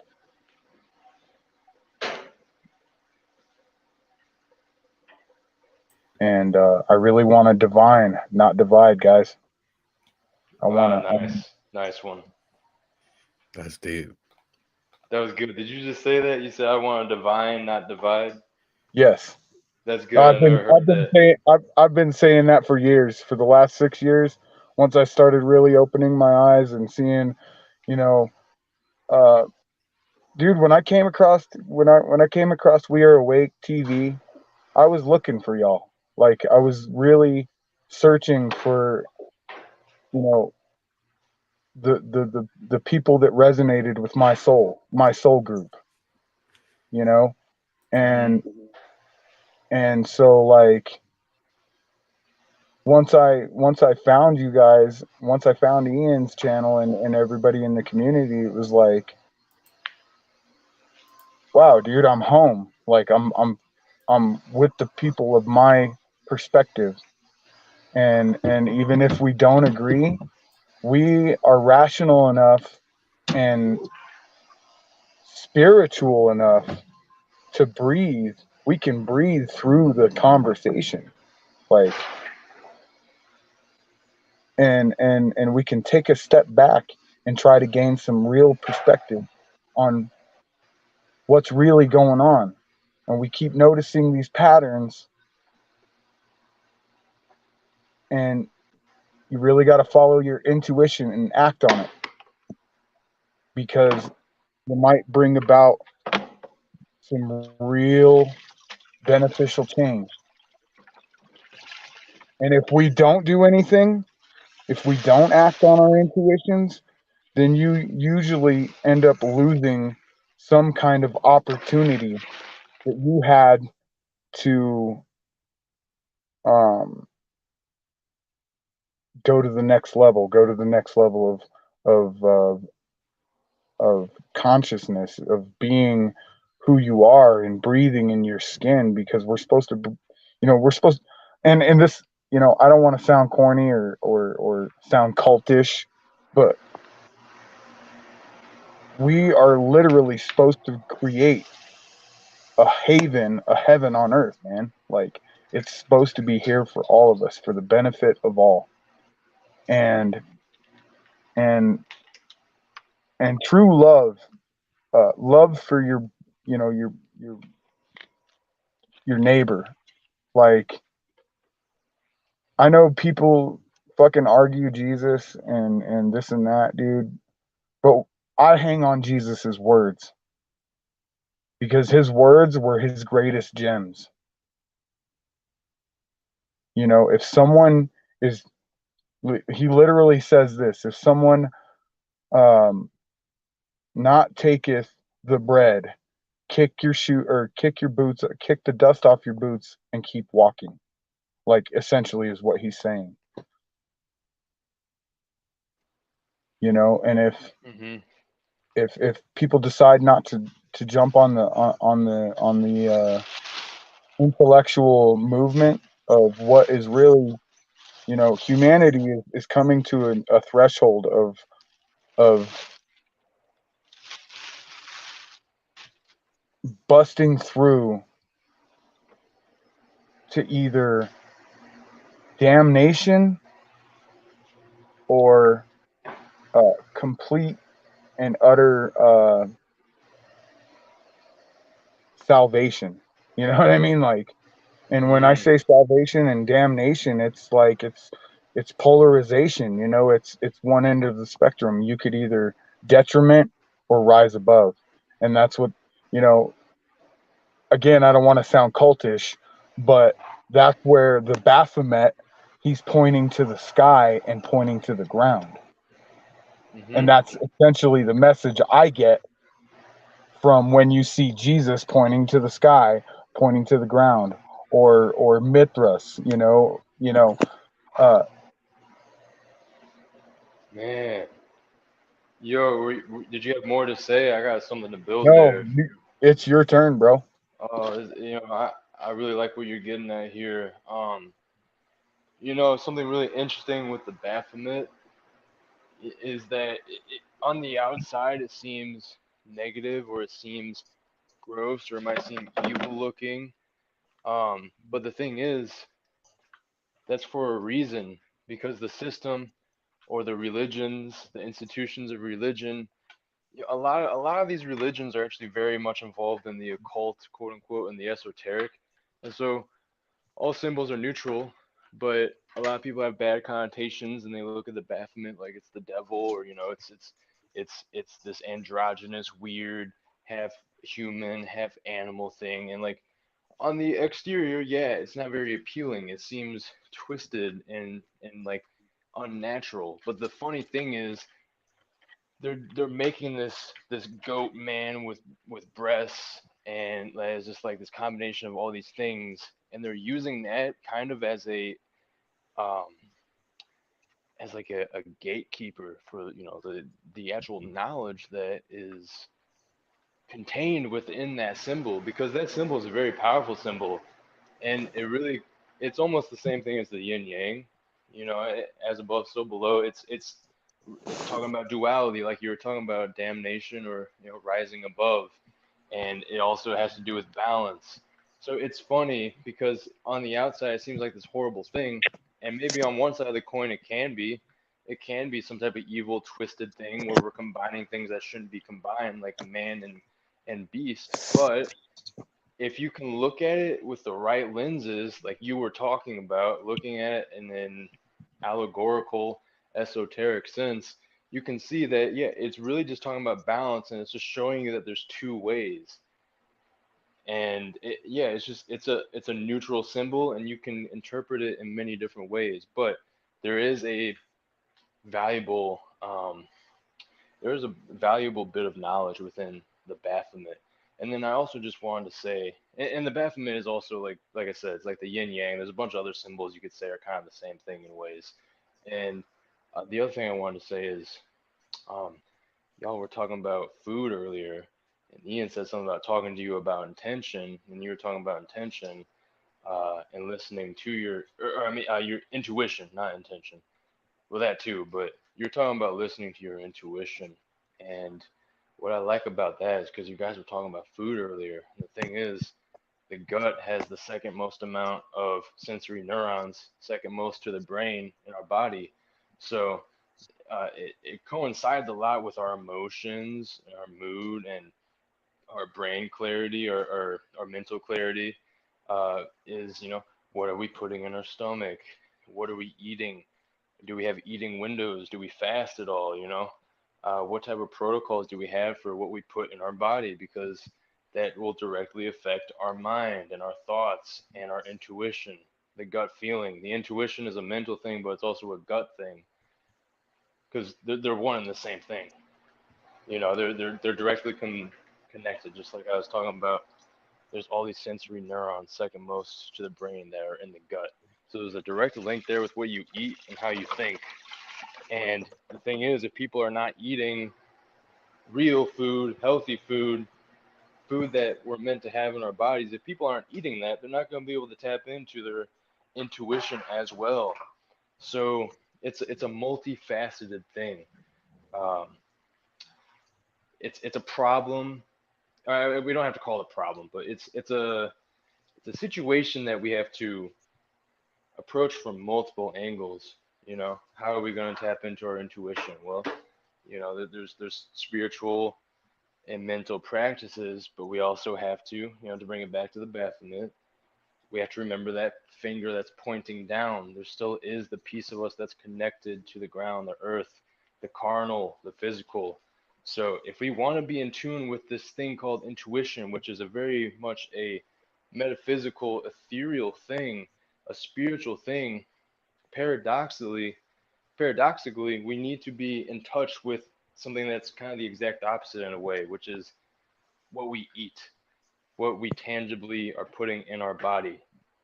So there you have the link again between the heavens and the earths, the stomach and the brain, and there's a direct link between the two, and we have to honor that. We can't just do one or the other, and we have to live in the flow. We have to live in the dynamic that this realm has presented us, of these binaries, of these two opposites, which actually always end up coinciding as we pay attention in life. in reality. So I really like what you guys are saying there because it kind of allowed me to like, it's like you guys were passing the ball back and forth down the court, and then you passed it to me for the layup here is what I feel like. I feel like I just, not saying I did something amazing or anything, but I feel like what I just did was I kind of synchronized, I synergized some of the things that you were just talking about, from the food, talking about intuition, talking about the thing with the Baphomet. Um, it's a beautiful thing how, when you have conversations, real conversations with real people, man, I mean, the direction that things can go, you'd be surprised. You know, that's how some of these people have, like Ian or Bro Sanchez, whoever. Sometimes there's like a 7+ hour long stream because that dynamic is just flowing so well and it's taking us so many different places. Um, so yeah, I appreciate both of your guys' vibes, and uh, I highly hope that Jay Phillips, you definitely really do something with this knowledge you have, and keep streaming. Maybe start creating content, um, because right now, looking around, especially meeting people in Ian's community at We Are Awake TV, and then all these like smaller and bigger communities which are interlocked, it's helping me realize, just kind of like what you were saying a little bit earlier, something about breaking out of the shell. It's helping me realize this is a really good opportunity for me to take myself to the next level, take my avatar to the next level, and just, realize, dang, like there's people out here that know this type of stuff too. I actually know a lot, and I don't give myself credit for it. And I should start making content. And I'm not trying to get famous. I'm not trying to have a bunch of followers. I'm not doing any of this superficial. I want to be a internet influencer or social media hoo-ha. No, I just want to express myself, and I want to resonate with people that are like-minded. And it seems like a very good jumping off point. Um, are these different streams and these panels where you can basically network with similarly minded people. And I feel like there's inspiration constantly around the corner when it comes to some of these streams. Whatever we're talking about, it doesn't even have to be metaphysical or super deep, but there's an authenticity and there's a complexity, there's a dynamic there that is taking place that is undeniable. And yeah, man, just I'm fairly new to this scene, I will say. I started watching Bro Sanchez a couple of months ago, and I have found some other channels through him, and then found other channels through them, and here I am with Ian and We Are Awake TV. And it's such a grassroots thing. It's so authentic. It's not this nonsense that's pushed by the algorithm with clickbait, mindless nonsense entertainment. It's actual real conversations with real people from all different walks of life. And I think that's far more valuable than some of this other stuff, which is supposedly held in high regard in pop culture and internet stardom, and becoming some millionaire or whatever because you're a social media influencer and all this stuff, and that's cool, but we need more, we need more real, we need more real, because what the world likes to push with the internet, what culture and the media and the matrix, what they like to push is a very fake, very plastic, superficial, materialistic, mindless type of existence, man. And that's not going to do anything for us if we want to start living in a world that's more heavenly, if a world that's more beautiful and connected and true and authentic. If we want to live in that better world, if we want to overcome some of this earthly nonsense that they're trying to shackle us with, well, we're going to have to kind of use fire to fight fire in a sense. And I don't really like that term, but we're using the internet. We're using this thing which they've been trying to use against us for a while now, and we're using it for us. We're circumnavigating or we're circumventing the algorithm. We're not playing into the hands. We're not just clicking on videos that are the first suggested to us, and oh, it has 1 million subs, or it's the first one that pops up when I search this, so I'm just gonna take what they're giving me. No, We don't settle for what they're giving us. We go and search on our own, and we find these grassroots communities with real people, with real substance, with real value. And that's really what it comes down to: the real substance, the real value, and the real people, the real experiences, the real stories, and the real builds, the real evolution.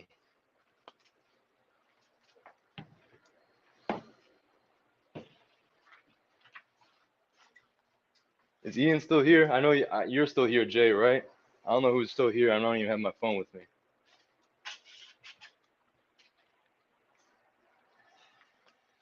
Oh man, why am I the only one here? Nah, yeah. Yo, Jay, where are you? I'll just keep talking. If you're not here, there's some glitch. I don't know who's in the chat, but I saw Sally Sue, uh, whatever your full username is, with the sunglasses emoji. I appreciate it. I'm going in. I'm feeling the vibe. I'm feeling the dynamic. Definitely enjoying the monologue. I know Ian said he was getting ready for work here in a little bit, so I'm sure he took off to do that. And then I'm guessing Jay Phillips is having technical difficulties. I know he's having some of that in a while. Let me go look at the chat here. Maybe I can talk to some of you people. I don't mean that in that way. Some of you people, some of our people, some of the good people in the chat, since Jay Phillips is AFK, it seems. Oh yeah, I got you, Ian. I know you had to get off for work. No worries, man.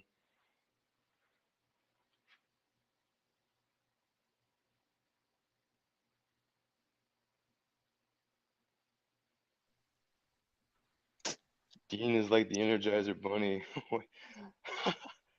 I'm just trying to catch up here on the chat. Yo, do I hear you, Jay? Yo, can you hear me, bro? Yeah, yes, sir. I don't know if you caught the end of what I was saying earlier. I tried to tie it up nicely with a bow on top. I'll review it later, man. Yeah, no For worries. sure. Or if you want to Yeah. expand on it now, that's Well, more than welcome I to. mean, I went pretty deep and complex, so I won't try to repeat it. But basically, I was just kind of, I don't know what you caught and what you didn't. As long as you caught what I was saying about like intuition and our Yeah, I gut and the guess I did. connection to the brain. Yeah, yeah, okay. Yeah, That was the gist of what I was getting across, and I kind of just freestyled it from there. But yeah, man, it's just it's cliche, and it's like I feel like everyone knows this by now, but everything is connected. So like I have this little saying which sounds kind of like really simple and dumb in a way, but if you think about it, it's actually really profound. I like to say everything is everything, so you can start from anywhere. If everything is exactly. everything, start from any. Yeah, it's And it's it makes you so know much I like sense. yeah. It's like, bro, that's deep, man. It's like you can do everything you want to do, and that's what I take from that anyway. I don't know if I got that hmm right. Well, yeah, basically, I think that's fair to say. What comes to my mind when I say everything is everything, so you can start from anywhere. Yeah, I guess I'm just saying everything is connected. So if you want to accomplish something, it almost doesn't matter where you start because wherever you start, it's eventually going to intersect with that thing you want to accomplish. Because you think about it this way, we are in real time living input output tables. So whether it's what we eat, whether it's when we go to bed, whether it's, do we have a sex life, whether it's do we fast, a lot of this stuff relates to health, but um, we're like an input output table, and we have multiple input output tables. So whatever we put in today is going to affect tomorrow. What we put in tomorrow is going to affect the day after. We are a real time like machine almost that is intaking energy and also expelling it. But we have the autonomy more than we think, and more than they like to tell us.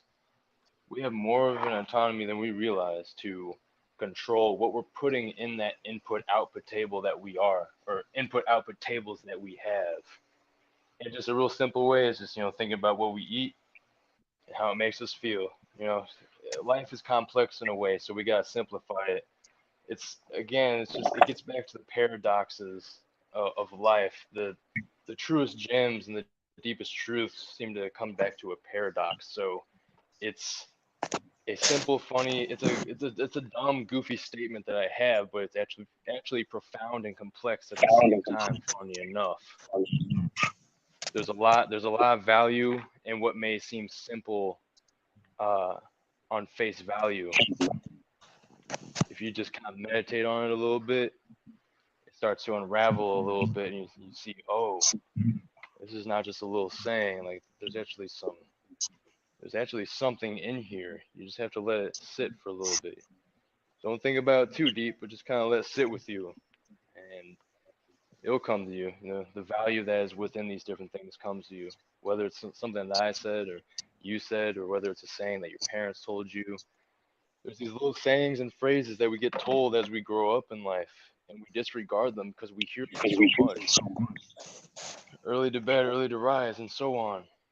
You Yep. know, but like there's intrinsic value in these things, and it's kind of funny because I like to say that cliches are actually valuable, and we shouldn't disregard cliches as being like a bad thing, in the sense that, oh, that's overused. So stop saying that because it's overused. No, the reason that these things are said so often and quote unquote overused is Yeah. because they're not being used at all. These Yeah. things are not being utilized by the masses. This is why we still hear them to this day, all these different tidbits of advices. And yeah, people take them, but I'd say the majority of people still aren't heeding the knowledge of our forefathers. And again, it can be simple things like just like giving yourself good sleep, going to bed early, or where you get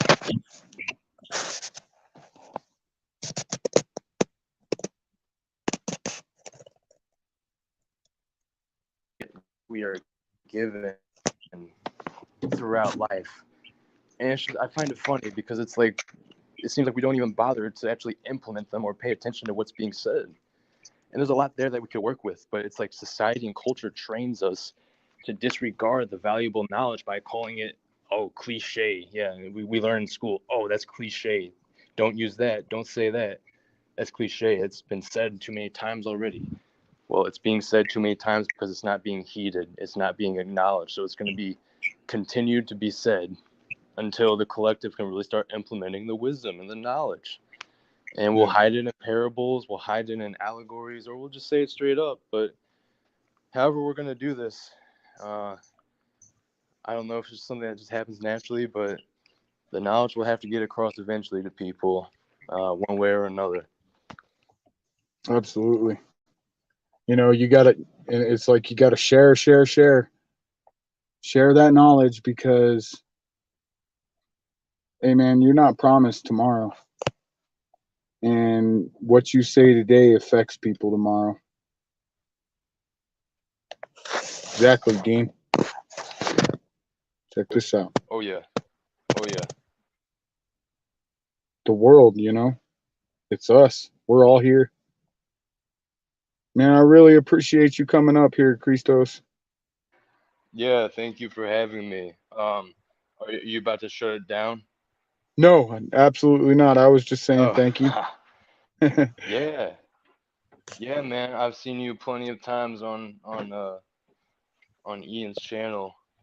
I like seeing people start to stream or have their own little thing going, and just supporting. I was telling my girlfriend that I feel like I'm supporting like local businesses, but like in an internet sense.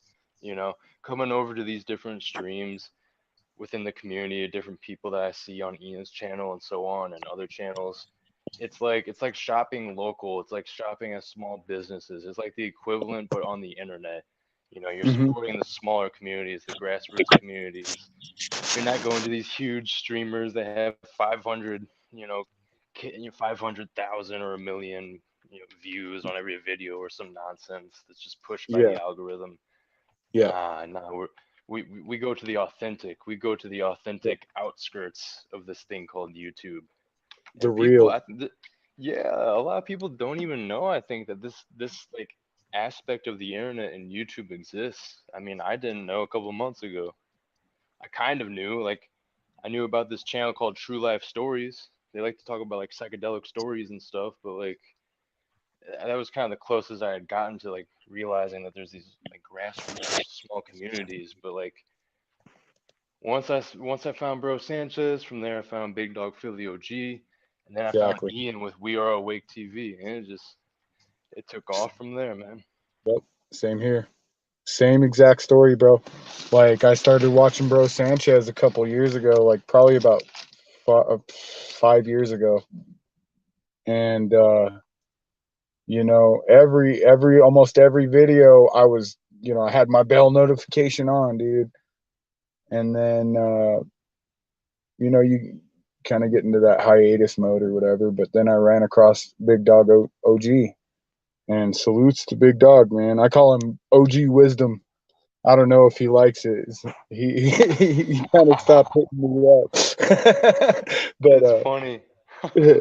but yeah, he's OG Wisdom to me, man. Because I mean, because he spits fire. I mean, the words he talks, man, it's fire, dude. And it's Mhm. like he's trying to get everybody on the tip of like, you don't need no sky daddy, you know. You Right. don't. Uh-huh. You know, you are the most that you can be uh, within yourself. You don't need no Mhm. religion telling you, that you ain't shit. Because I'm sure we all got plenty enough people that could tell us we ain't shit. Right, right. Yeah, bringing it back to self-empowerment, you know. You know, you are the religion. Yep, you're the power, dude. You're the fiat system. You're the energy in this energy extraction matrix. Like, stop giving it to people that don't deserve the energy, and pass the real energy amongst the ones that will receive it. You know what I mean? Mhm. Yeah, But partitioning. Yeah.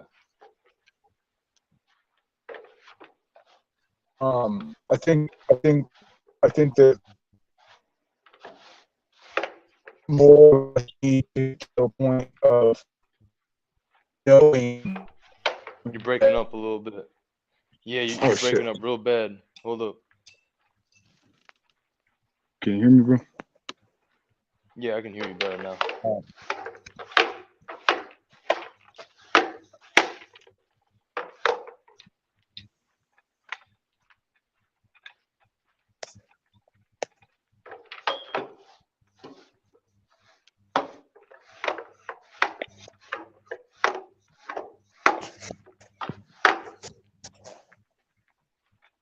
Rick says, once you've established the connection, you no longer need the religion. Exactly.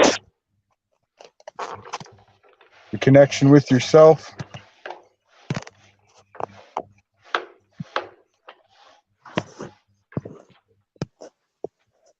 Yeah, I'm gonna throw the link out again if anybody wants to jump on.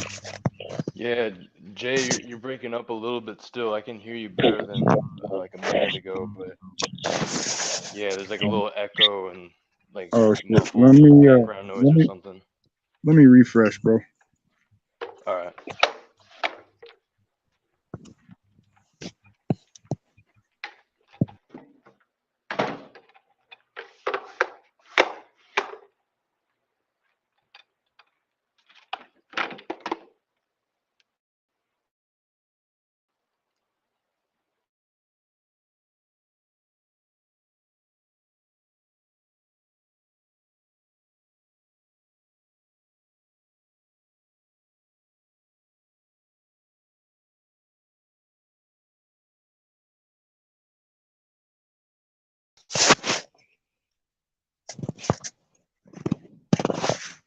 How's that, mic check?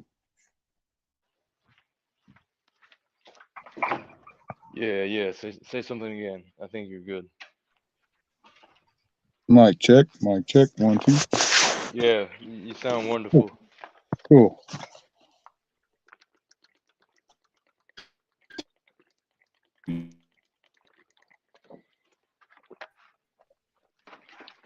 Are you are you at home? Are you on the road? I'm trying to think maybe what is like affecting the connection.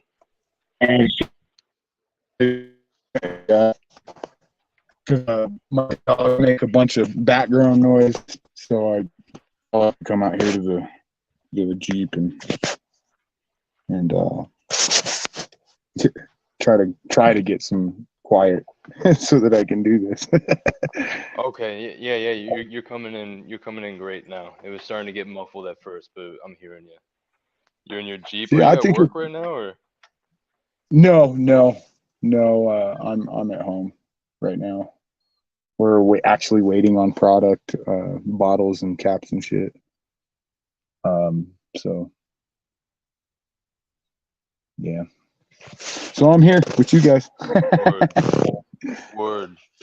Man, I really like seeing people in all the different chats. A lot of the familiar names, whether it's Sally Sue or uh, like Rick. I can't really think of a bunch of people off the top of my head. A lot of them are usually ones I see on Ian's channel.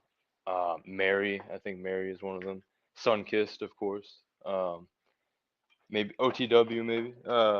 Yeah, there's a couple different people, channels, and people that I see them on Ian's channel, but then I'll also see them on other channels as well. Whether those channels are like big ones or smaller ones, either way, it's just goes back to what I was saying earlier about like supporting local businesses, uh, supporting grassroots communities on the internet, and just seeing people that I'll see in one stream, like on Ian's channel, and then seeing them on other channels that are also small that have some type of connection or crossover, maybe with Ian's channel or someone else's channel, or someone knows someone else, and through them, they find a channel or another person, and it's just we're all these nodes in this network, and it's like in real time we're building all these small communities which make up bigger communities.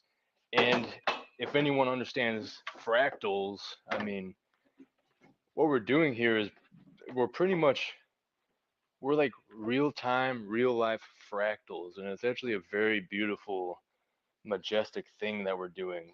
This slow multiplication of connecting with people on the internet from all over the place, and keeping it real, and not playing into the pop culture, and talking about real life experiences, talking about real people, not talking about all these people with their bougie nonsense materialistic lifestyles. And it's nothing against having materials and living nice, but go again, I'll say it again, like I was saying earlier, there's all these big YouTube channels that get pushed in the algorithm.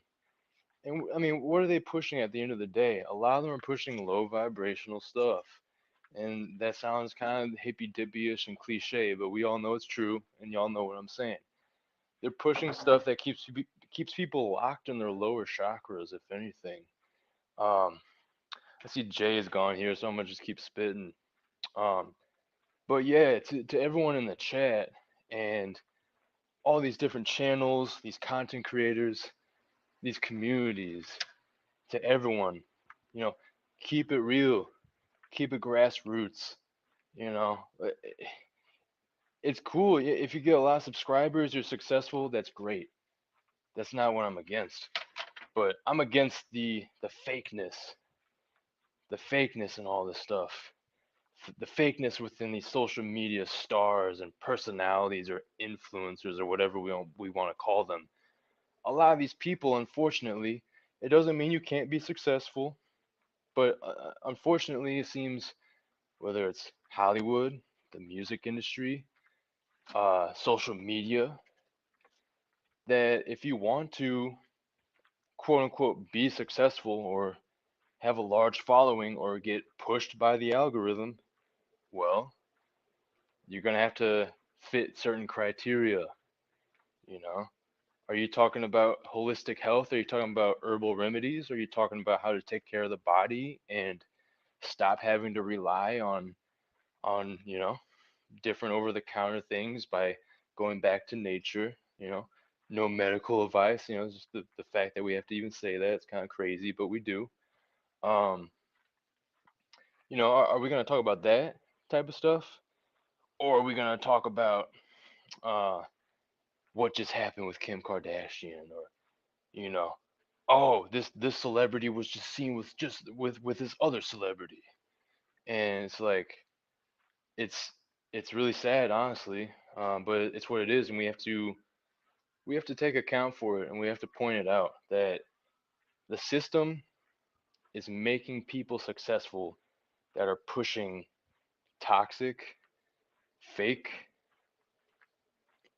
non-conducive ideologies, products.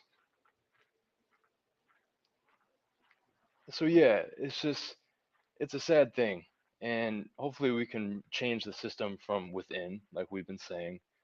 Go from within, change yourself, be the change you want to see. As cliche as that is, like I was saying earlier, there's a lot of wisdom to Like that saying. the negative. Oh, here we go. Um, Jay, I just don't like the negative, what and I happened? want positivity What around am, here, and am I I want, being negative? people to be able to feel comfortable when they come to my stream. Hold up, Jay? Are you talking to me or someone in the chat? Okay, Mark. Oh, no, guys. I'll get later, man. That's fucked.